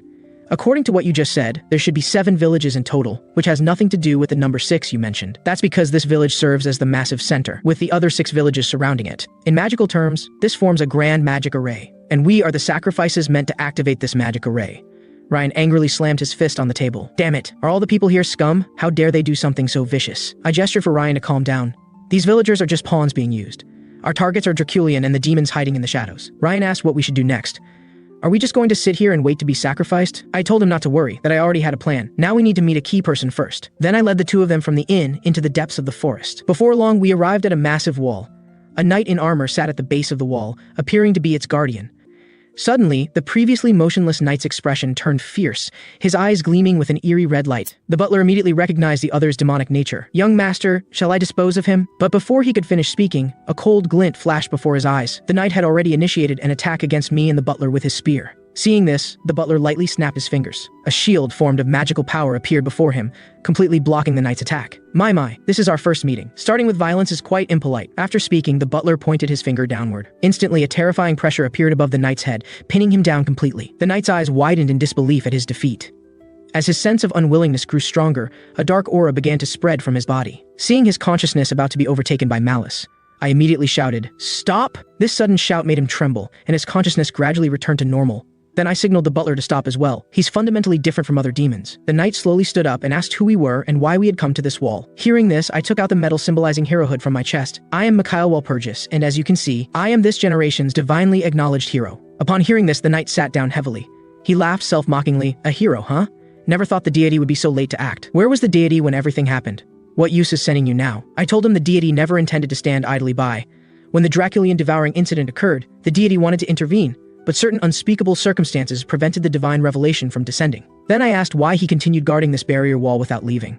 He said he was a cursed person who couldn't live with others. As he finished speaking, he tightly gripped his spear and thrust it through his own body with a squelching sound. Seeing this, Ryan's jaw dropped. He seriously suspected the person before them had masochistic tendencies. Why else would he hurt himself for no reason? But the next second his pupils contracted, unable to believe what he was seeing. The knight's horrific wound had healed completely in the blink of an eye. This guy possesses immortality, an ability only demons have. Realizing this, Ryan moved to strike him down without hesitation. But I told Ryan to sheath his sword, saying he wasn't our enemy. Ryan loudly demanded to know why. This guy clearly has immortality. He must be Draculian's dog. The knight also asked why I didn't try to kill him. "Isn't that your duty as a hero?" I told him I wouldn't do that, because as a hero, I cannot treat someone who wishes to become human as a monster. "Isn't that right, Cephes Draculian?" Looking at this familiar face, I remembered the man from my previous life, who fought endlessly to become human again. He was once known to the world as the Blood Spear, and after slaying countless demons with his spear, he earned the title of Immortal King. During the Draculian calamity, he had tried multiple times to stop his wayward father's atrocities. In the end, he was just another victim fighting against fate. When they heard me call out his name, Ryan and the butler were clearly stunned. "This guy is actually Draculian's son? Since you know my identity, what do you plan to do with me?" I indicated I wouldn't do anything to him, but I hope you can help me with something. Help me give your father, Draculian, eternal rest. Hearing this, Cephes was stunned for a moment, then gave a self-mocking laugh. "It seems I truly have no choice. I can agree to your request, but first you need to hear some things." After Cephes agreed to help me deal with Draculian, he led me through a secret passage to the other side of the wall, to the contaminated zone known to the world as the Land of Unknown. Looking at the desolate and dilapidated town before me, even though I was mentally prepared, I was still deeply shocked by the tragic scene. Draculian must die, and this contaminated zone's problems must be resolved immediately. Cephes told me not to be fooled by the current desolate scene. This was once one of the Empire. Back then, my father was a steady and reliable lord, and the territory's residents loved and respected him. But everything changed dramatically after my father discovered a dungeon. I asked coldly, "Your father tried to conquer the dungeon and failed, didn't he?" "Yes, my father did fail, and after he came out of that dungeon, he went mad overnight." As he said this, he tightly closed his eyes, trying not to recall those painful memories. I frowned slightly. This news about Draculian going mad was something I hadn't heard in my previous life. After walking for a while, Cephes stopped. "We're here. This is the dungeon discovered in our territory." Looking at the entrance shrouded in rainbow-colored light, I marveled, "There are dungeons like this too? This is so much better than that gloomy dungeon Set guards." Hearing this, Set's face darkened. "Don't think you can get any information about this place from me. However, I can tell you one thing. This tomb's guardian is a kind-hearted girl, but it seems she has strayed from her path." "Thanks for the warning," I said, then raised my hand to begin analyzing the dungeon. As my right hand continued to probe, the dungeon suddenly burst with brilliant white light that enveloped all of us. When I opened my eyes again, I found myself in an unfamiliar place, my appearance having reverted to that of my previous life. I stood up and observed my surroundings, finding that the previously dark sky had cleared, and even the land once contaminated by the demon god had been restored. Just as I was wondering what had happened, several familiar voices suddenly sounded from behind me. I immediately turned my head toward the voices. My companions from my previous life were smiling at me. "Thanks to you, Mikhail, we finally defeated the demon god." The nun sat beside me and told me what happened while I was unconscious, saying my 10th circle magic was incredibly powerful, destroying the demon god and its army in a single strike, and even bringing everyone back to life. "Thank you, Mikhail. You brought an end to everything."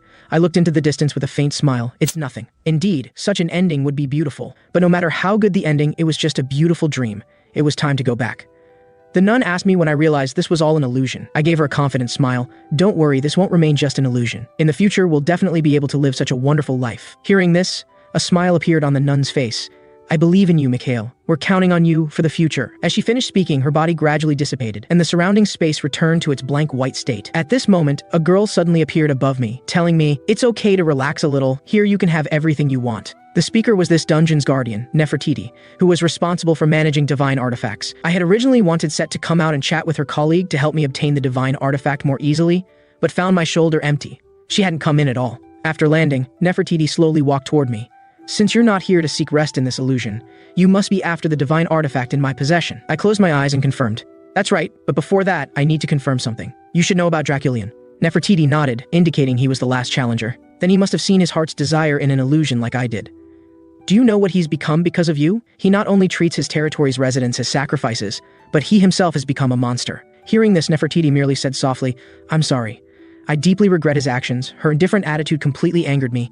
I thought about many things before coming here. I know you're a very kind person, using illusions to show everyone the scenes they most desire in their hearts. Honestly, your kindness isn't bad, but only if you hadn't crossed the line." Then I questioned whether this dungeon had been breached. After hearing this, Nefertiti lowered her head, but her silent response confirmed my suspicions that the dungeon wasn't breached under normal circumstances. This guardian had violated the rules and done something she shouldn't have, because while Draculian had clearly failed to conquer the dungeon, he still obtained the divine artifact, making the meaning quite obvious. That Nefertiti had given the divine artifact to Draculian of her own accord.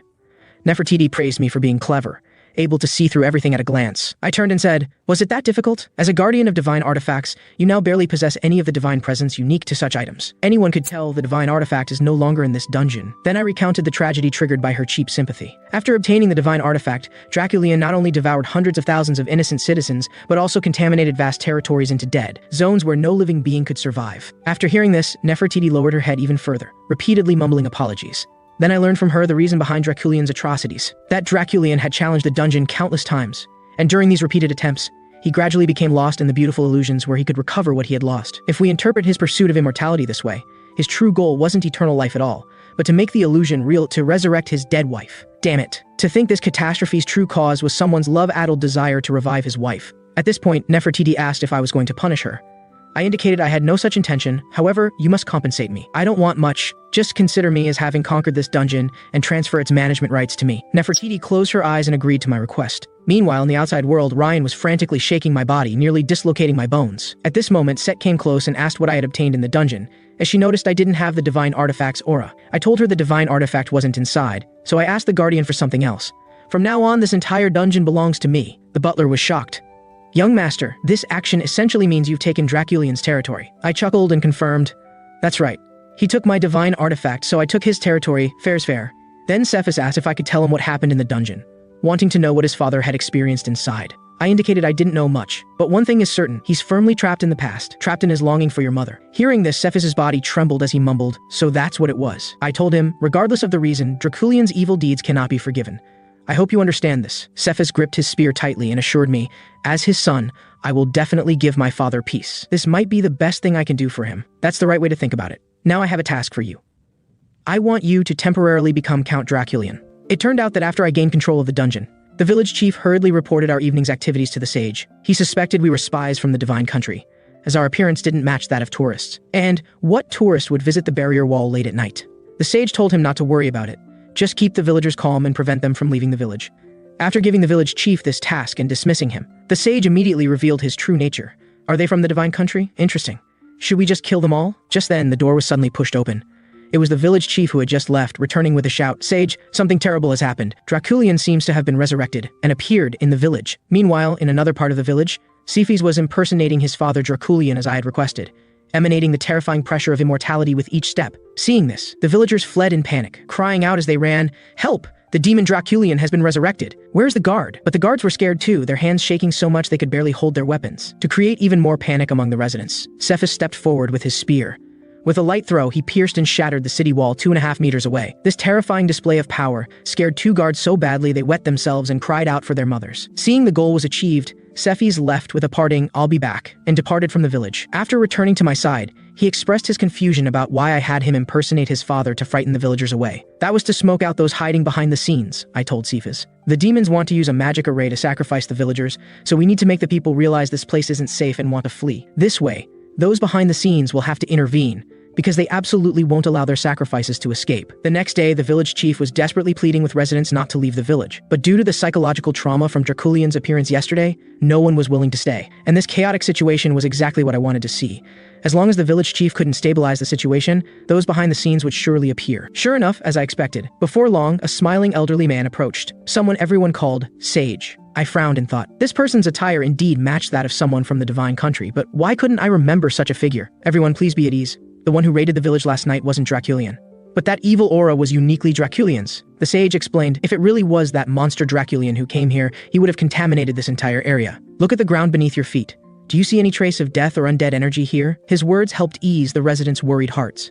Then the sage told them yesterday's incident was maliciously caused by outsiders. Because those in power outside have begun to covet this place, they want to destroy our village's peace. While the sage was still rambling on about unity and such, the people present suddenly had their pupils dilate, followed by their eyes rolling back. This sudden change caught me by surprise. I thought he was just making excuses, but his true purpose was brainwashing. The sage had now torn off his hypocritical mask.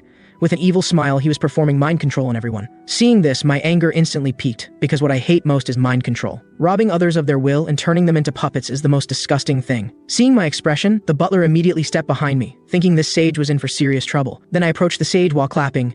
Oh, respected former sage, you've earned my admiration.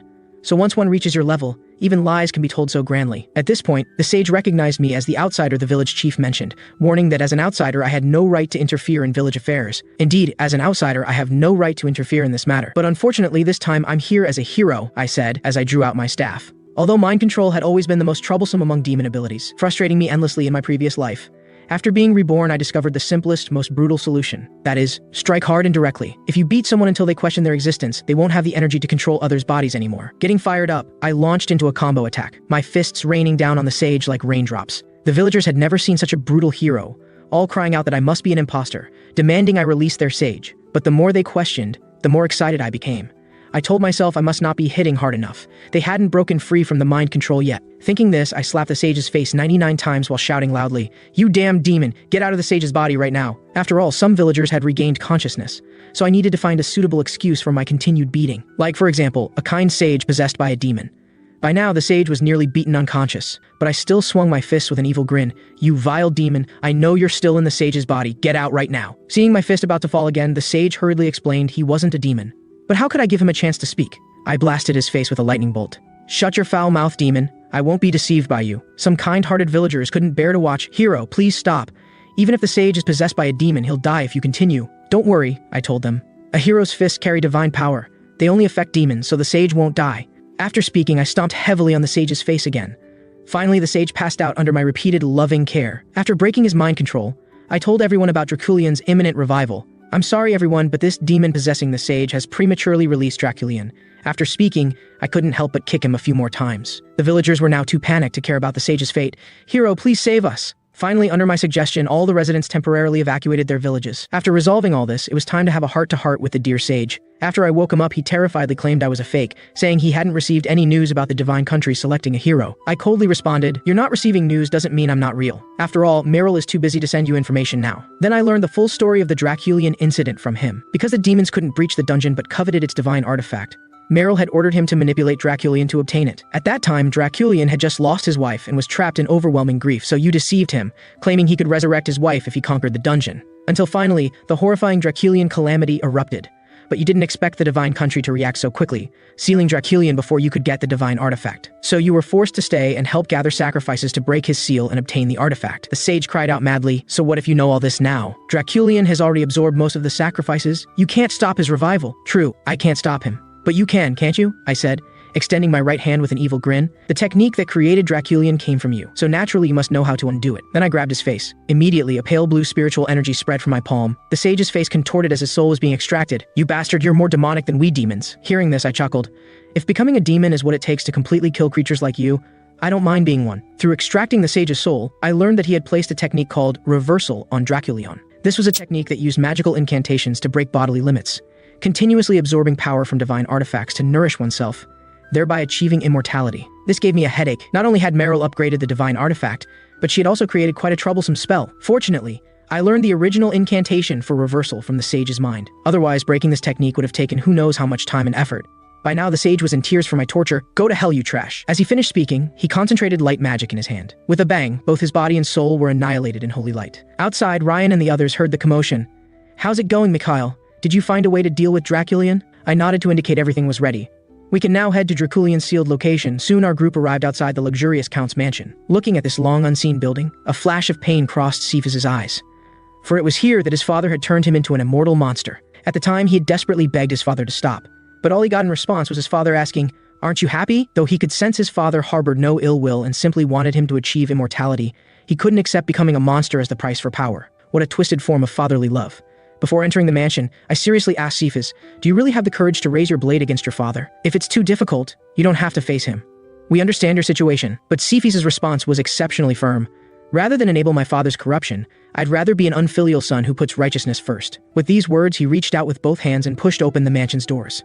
Upon entering the room, roses filled my vision. Surprisingly, this place was quite romantic without a hint of horror. The butler whispered in my ear, asking when Draculian could break the seal. I replied that he could come out right now if he wanted to. However, judging by the current situation, he probably didn't want to leave his coffin yet. But that wouldn't stop me. As I spoke, I pulled out my staff. "Cephas, you wouldn't mind if I tear down your house, would you?" After getting the homeowner's permission, I raised my staff and cast the 5th circle earth hole magic. In an instant, the entire area began to shake violently, as if hit by a magnitude 10 earthquake. Just then, an angry roar came from the coffin. "You dare destroy my mansion? You've already stepped into the afterlife." As soon as these words were spoken, a large hand stretched out from the smoke. Seeing this, I grinned. "Finally forced you out of your shell, you coward."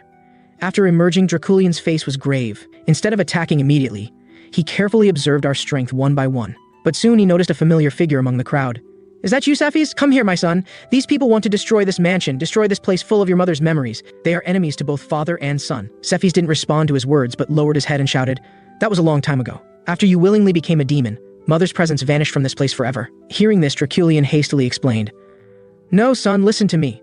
That person told me how to resurrect your mother. Once we have the divine artifact, we can reunite as a family soon. If you're talking about that demon, I'm afraid I've already eliminated him with my own hands." Draculian's eyes widened instantly, as if he'd heard something impossible. I told Draculian, "You'd better accept purification while you can. Whatever your plans are, they can never become reality." At this moment, hatred surged in Draculian's eyes. "Don't you dare stop me from resurrecting my beloved. Die, you annoying insects." As Draculian was about to go berserk, Cephas gritted his teeth and charged forward. "Father, please don't blame me. On the day Mother left, she asked me to take good care of you. But I couldn't stop you from becoming a demon. Now I can only send you to your next life." Just as his spear was about to pierce Draculian, a blood mist suddenly dispersed from the latter's body, easily blocking the attack. Despair filled Cephas's face. That strike had consumed all his strength, yet he still couldn't give his father a final send-off. He was now completely lost. I patted his shoulder, indicating he'd done well enough. "Leave the rest to me." Watching my back, Cephas's expression showed a trace of guilt. He knew he had hesitated when facing his father, despite knowing the other had long since become a demon, an unforgivable heretic. Hearing this, I smiled slightly.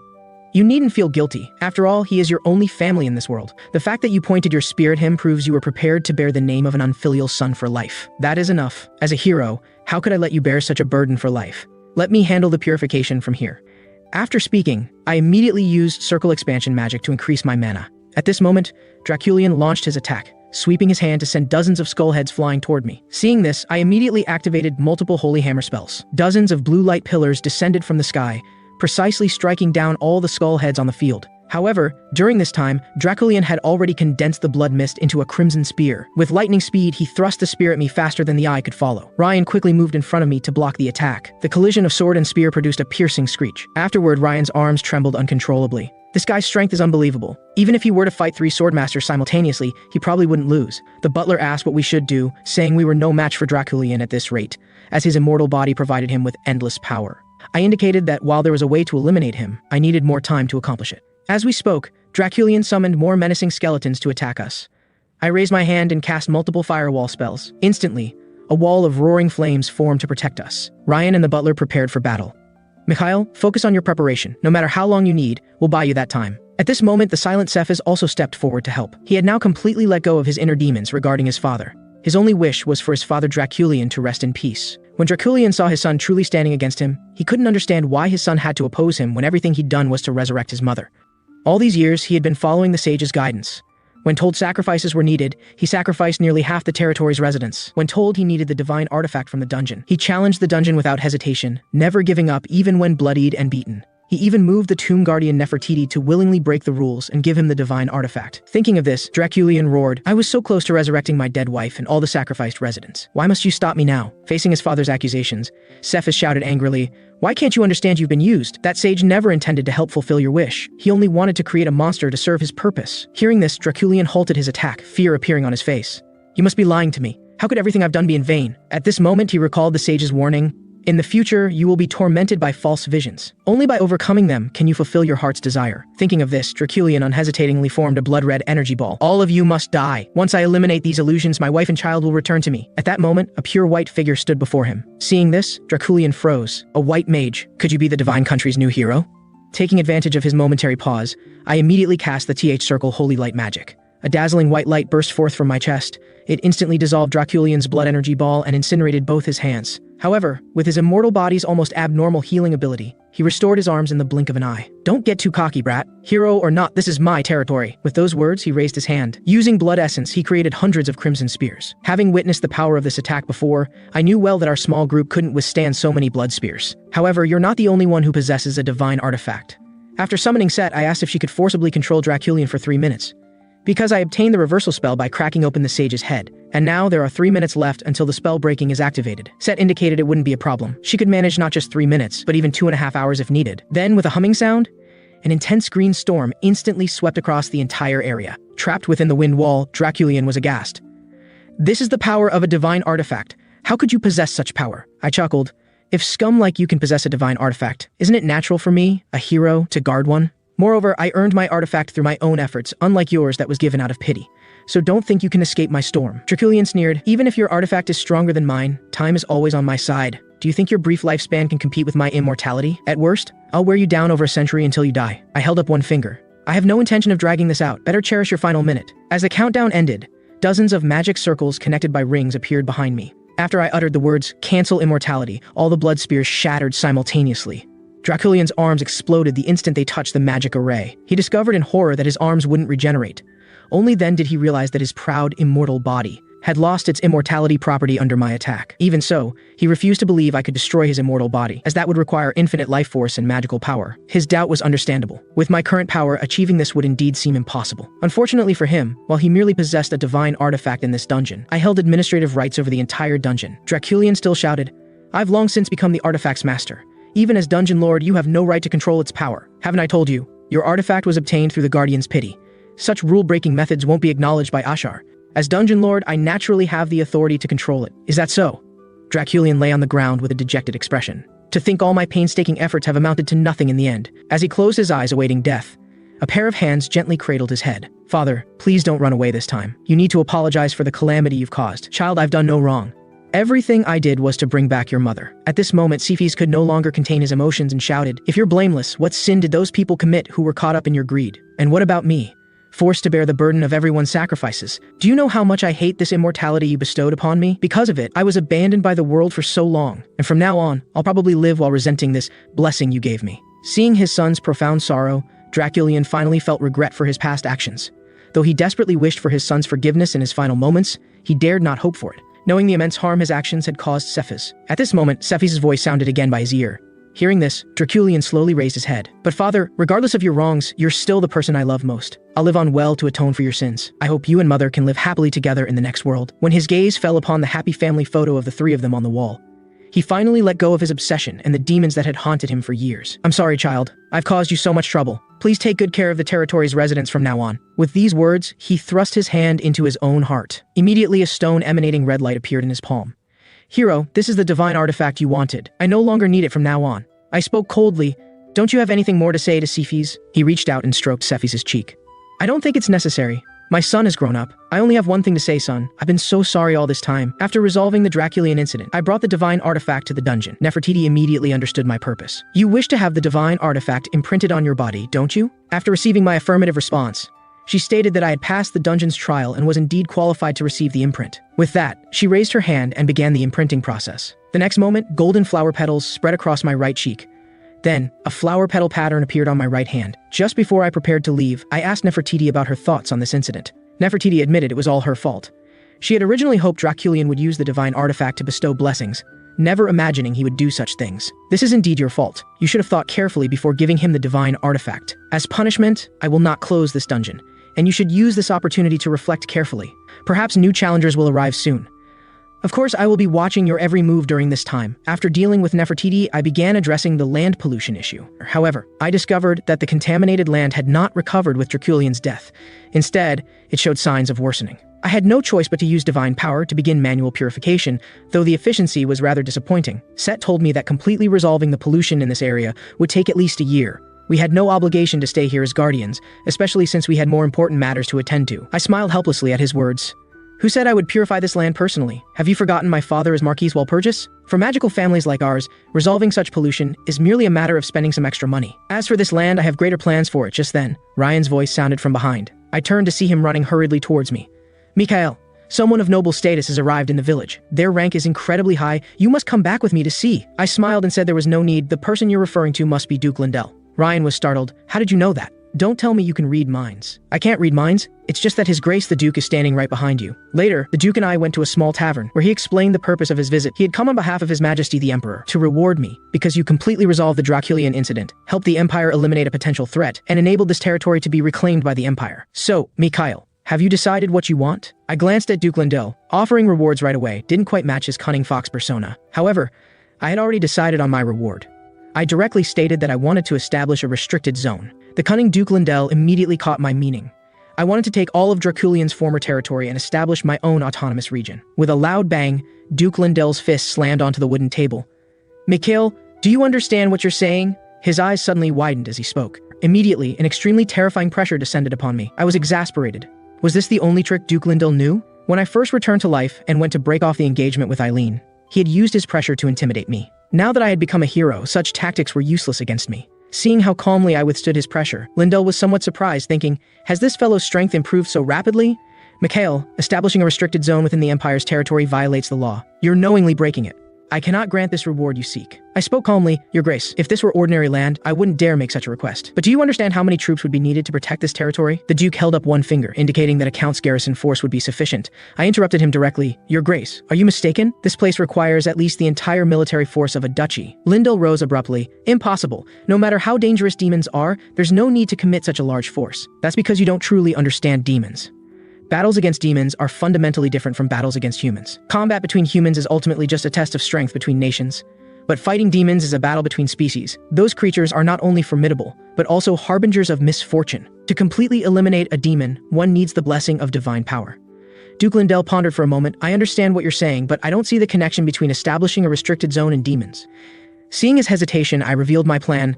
I intend to provide sanctuary here for non-human beings and victims twisted by black magic or demonic influence. They all possess tremendous fighting power, and with proper training, they could all become demon hunters. Seeing the Duke still silent, I suggested he consider it from another angle. Once the Empire has a restricted zone, it's equivalent to possessing the power to suppress demons. Moreover, the capital just experienced the major demon incident with the odious monarch. I believe His Majesty the Emperor will agree to my proposal. Since you've made your case, I'll report to His Majesty immediately. Let us await the Emperor's decree here. Afterward, I went to the cemetery to find Cephas, who was paying respects to his parents. I asked about his future plans and then told him I could help resolve his immortality issue. Although the curse of immortality is one of the most complex curses, with my theoretical knowledge as a Circle Grand Mage from my previous life, I can break it given enough time. But as soon as I spoke, Cephas refused, saying that after this incident, he deeply understood that demons must not exist in this world. If he lost his immortality, he would become an ordinary person and lose his ability to eliminate demons. I was pleased with his thinking. After all, in my previous life, he had been known as the King of Immortals, the strongest demon hunter. My only concern now was his desire for revenge. While hatred for demons wasn't necessarily bad in my view, being consumed by vengeance would be his greatest misfortune. Therefore, my greatest responsibility to Cephas would be ensuring he never crosses the line. I smiled and told Cephas that I would help him with his revenge, promising not to let a single demon escape. Then I proceeded to explain my restricted zone plan to Cephas. I revealed everything about transforming this territory into a domain for hunters, developing strategies against demon attacks, and my current negotiations with His Majesty the Emperor. I wonder if you'd be interested in becoming the leader of demon hunters in my territory. Cephas was stunned by my words. Though he wanted to accept, he believed that as a member of the Draculian family and the son of the man who caused this catastrophe, he had no right to hold such a leadership position. I gave him a confident smile. My judgment of people has always been excellent. In the last battle, you demonstrated the necessary courage and determination. So please, stand proud. No one is more suited for this position than you. Upon hearing these words, Cephas knelt before me. My hero, I am willing to accept your appointment. Thus, I successfully established my own power base. Now all that remained was to await word from His Majesty the Emperor. Upon receiving news of my desire to establish an autonomous territory, the Emperor immediately summoned my father, Marquis Walpurgis. To be frank, Marquess, I am displeased with your son's actions. Heroes and mages were meant to be separate entities, yet your son has managed to combine them. This already poses a threat to the Empire's rule, and now he dares to demand Draculian's land for his autonomous territory. Perhaps you should explain this to me. The Marquis was equally helpless, expressing that Mikhail's situation was beyond his control. Is he not your son? The Emperor inquired with curiosity. Your Majesty, pardon my frankness, but that fellow is a rebellious son. I couldn't control him at home, and now that he's out in the world, I have even less influence over him. Just like with the Draculian incident and his idea to establish a restricted zone, he didn't give me the slightest hint beforehand. Moreover, I believe we shouldn't dwell on who became a hero, but rather understand what selecting a new hero means. Has your Majesty heard about the recent major demon incident in the capital? You mean how the odious monarch built up their forces right under my nose? That was indeed quite vexing. The Marquis continued, heroes emerged specifically to combat demons. Therefore, attempting to predict a hero's actions is meaningless. The Emperor gave a cold laugh, understanding the Marquis's implication. Are you not simply saying that heroes should be uncontrollable? Then he stood and told the Marquis, I did not summon you here for idle discussion. I have already approved your son's request for an autonomous territory. But as his father, should you not show some gratitude? Perhaps it is time for you to do something for me. Seeing the cunning smile on the Emperor's face, the Marquis knew he had been thoroughly set up by his troublesome son. However, the current situation left him no room for refusal, so he could only reluctantly agree to the Emperor's demands.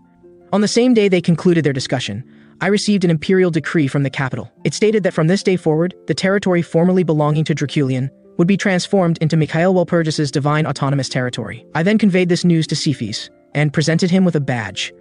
I informed him that this badge was a magical artifact I had crafted personally. It would not only serve as a symbol of his position as the territory's proxy lord, but also conceal the evil aura emanating from his immortal body. This way, you can help me manage all affairs within the territory, without concern of people discovering your Draculian family heritage. Cephas could not comprehend why I would entrust the territory to him. I explained that as a hero, I could not remain here permanently, so finding a proxy lord was necessary. As the leader of demon hunters, you will need to stay here to train other hunters.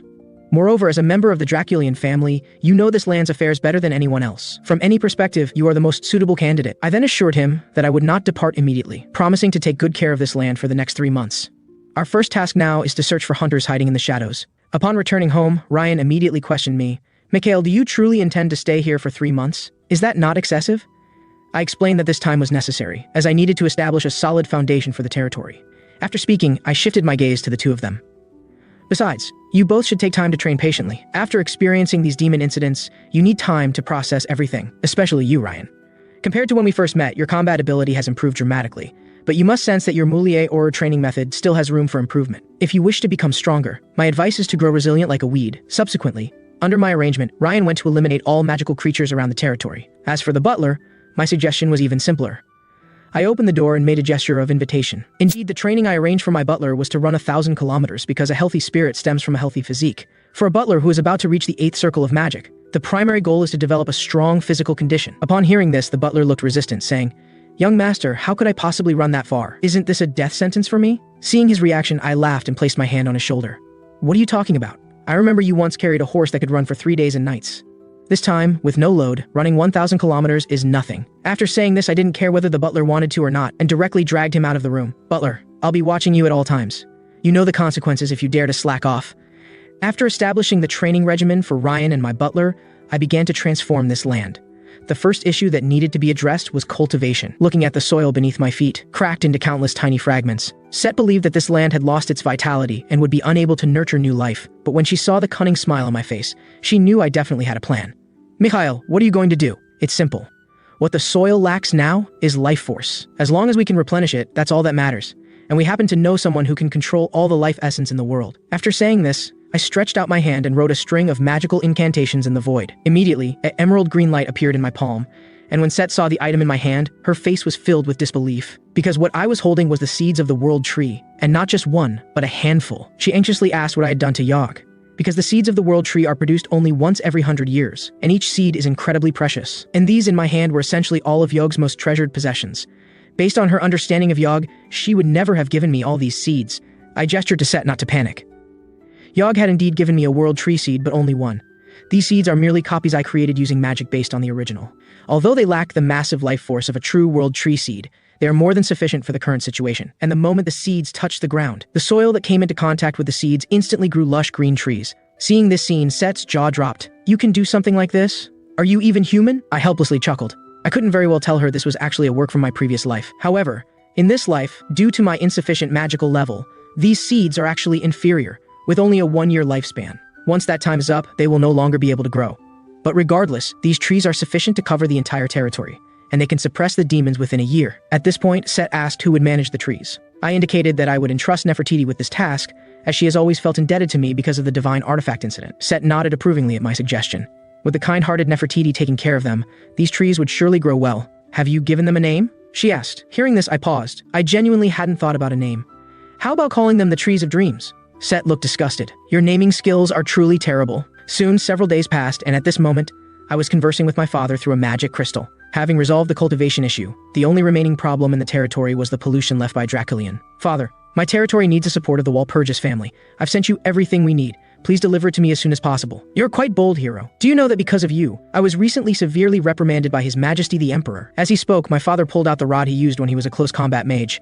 Seriously, Mikhail, if you weren't my only son, I would undoubtedly break your legs without hesitation. Afterward, we had an extremely harmonious conversation. The final result was that my father, with eyes blazing, agreed to all of my requests. By the way, son, although I've absorbed most of the pressure from His Majesty, the Emperor still wants you to visit the capital. He wishes to have a serious discussion about the matter of the hero. Upon hearing this, I felt a headache coming on, feeling that this matter was not as simple as it seemed. However, since it was a direct order from the Emperor, I had no choice but to make a trip to the capital. At this moment, my butler was performing the strength training I had prescribed, doing 10,000 push-ups while carrying a massive stone. I called the butler to a halt, telling him that I was going to the capital and that the trip would not be too long. I requested him to handle the territory's affairs during my absence. The butler, upon learning that I was going to meet the Emperor, was stunned. Young master, when did you offend His Majesty again? The next morning, I boarded the carriage to the capital early. Set looked around, curious about why Ryan wasn't accompanying me. Aren't you two supposed to be inseparable? Don't talk nonsense. Ryan and I have a completely normal brotherly relationship. I'm not interested in men. As this topic was about to be dropped, Set brought up another piece of news. Namely, as the divine power within me grew stronger, she had undergone some changes. Hearing this, I paused. What do you mean by changes? Set, with a coy expression, said, "Beg me, and I'll show you." Her so-called change was actually transforming her 18-centimeter small body into a normal human physique. This was quite surprising to me. Since I used time-freezing magic to take her out of the dungeon, I had assumed she would remain in her small form forever. I never expected she could revert to her original state. So, how long can you maintain this form? Set indicated she could maintain the form for approximately 24 hours each day. Then she demonstrated her current capabilities by simply waving her small hand.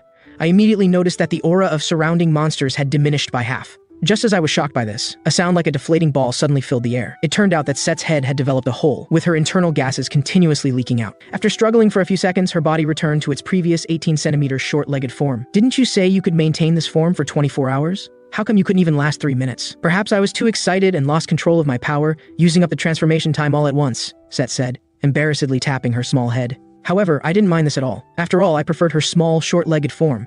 Since there was still some time before reaching the capital, I decided to review the various achievements since my rebirth, the most significant of which were the 3 sacred power markings on my body. These were the sacred power of the World Tree, the fertility and storm powers from 2 divine artifacts, and Hekao's holy mark. As I continued to perceive them, I discovered that my magical power had long since merged with these 3 sacred powers, especially the World Tree and fertility, which had almost become one. At this moment, Set suddenly let out a cry of surprise. It turned out that during my meditation, trees had actually grown from my body, a capability only druids possess. Although druids and mages can both control various types of magic, they fundamentally differ. Mages rely on the power of magical energy, while druids depend on the power of nature. They can not only gain assistance from plants and trees, but also acquire various animal abilities. I fell into deep contemplation about the current situation. As a human, I originally had no innate affinity with nature, yet now I could actually transform into trees. This was truly unexpected.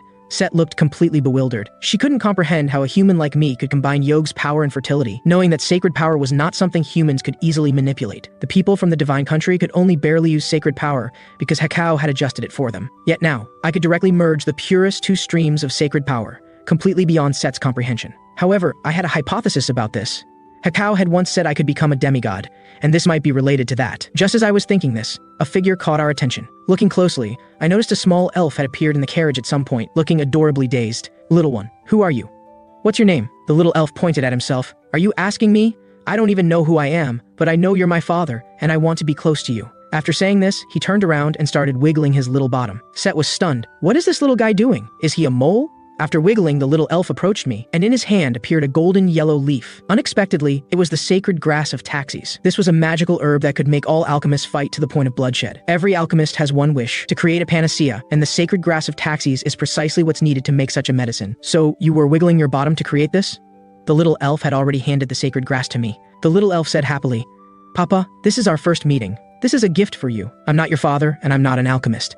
I'm not interested in your gift." Hearing this, the little elf was thunderstruck. "Wah, Papa doesn't want me?" Seeing the little elf being bullied, Set pulled my hair and told me not to joke around. "This child was definitely born during your awakening, so you must take responsibility." Looking at the elf's dejected appearance, I was truly helpless. Although I didn't want to suddenly become a father, Set was right. This little guy was born because of me, so I must take responsibility. "All right, I'll accept your gift." Upon hearing this, the little elf's gloom instantly disappeared, his smile radiant. "By the way, what's your name?" The little elf said he had no name and hoped I would give him one. And so I arrived at the naming stage I was least skilled at. Recalling how he had created the taxi's sacred grass, he looked just like a mole. So I decided to name him Molly. Upon hearing this, Set was stunned. She whispered in my ear, criticizing, "Are you being this perfunctory? He's your first child. At least put some sincerity into naming him." To her surprise, the little elf was extremely happy, continuously calling out Molly joyfully. I took the opportunity to mock Set, who said my naming skills were bad. Look how much he likes it. As we encountered no incidents along the way, we quickly arrived at the capital. Set immediately asked if I was going to meet the emperor right away. I casually replied with a no, because I didn't want to be at a disadvantage during negotiations with His Majesty. I first visited Archbishop Arley, who was extremely enthusiastic, continuously praising me while holding my hand. "But speaking of which, hero, why have you suddenly come to our temple? Did headquarters issue some kind of mission?" I told him I was here to meet His Majesty, but I needed his help. Upon hearing this, Archbishop Arley's expression changed. "Hero, as you know, the relationship between the Empire and the Divine Country has not been very harmonious in recent years. They're merely maintaining a superficial civility, so I'm afraid I cannot provide you with assistance." Hearing this, I formed a mischievous smile. "Don't reject me so quickly, Archbishop. As I understand it, you've been deeply rooted in the capital for many years and have quite a bit of dirt on His Majesty." As soon as these words were spoken, Archbishop Arley was stunned. "How do you know this?" I laughed and said, "I'm the hero. I know all the information about you archbishops like the back of my hand, and don't even think about refusing me. You should know I'm someone who prefers seeing others in an awkward position to suffering a loss myself." Meanwhile, on another side of the capital, a man was staring blankly out the window. His guard reported, "Young Walpurgis has arrived in the capital and is currently conversing with Archbishop Arley." The man cursed softly under his breath. "Damn it. Why did that foolish boy become the hero?" The speaker was Viscount Glibes, who had been residing in the capital for years. His hatred stemmed from my father, the Walpurgis Viscount. It was said they had been fierce romantic rivals. Ultimately, my mother chose my father. Since then, Viscount Glibes had harbored hatred towards the entire Walpurgis family.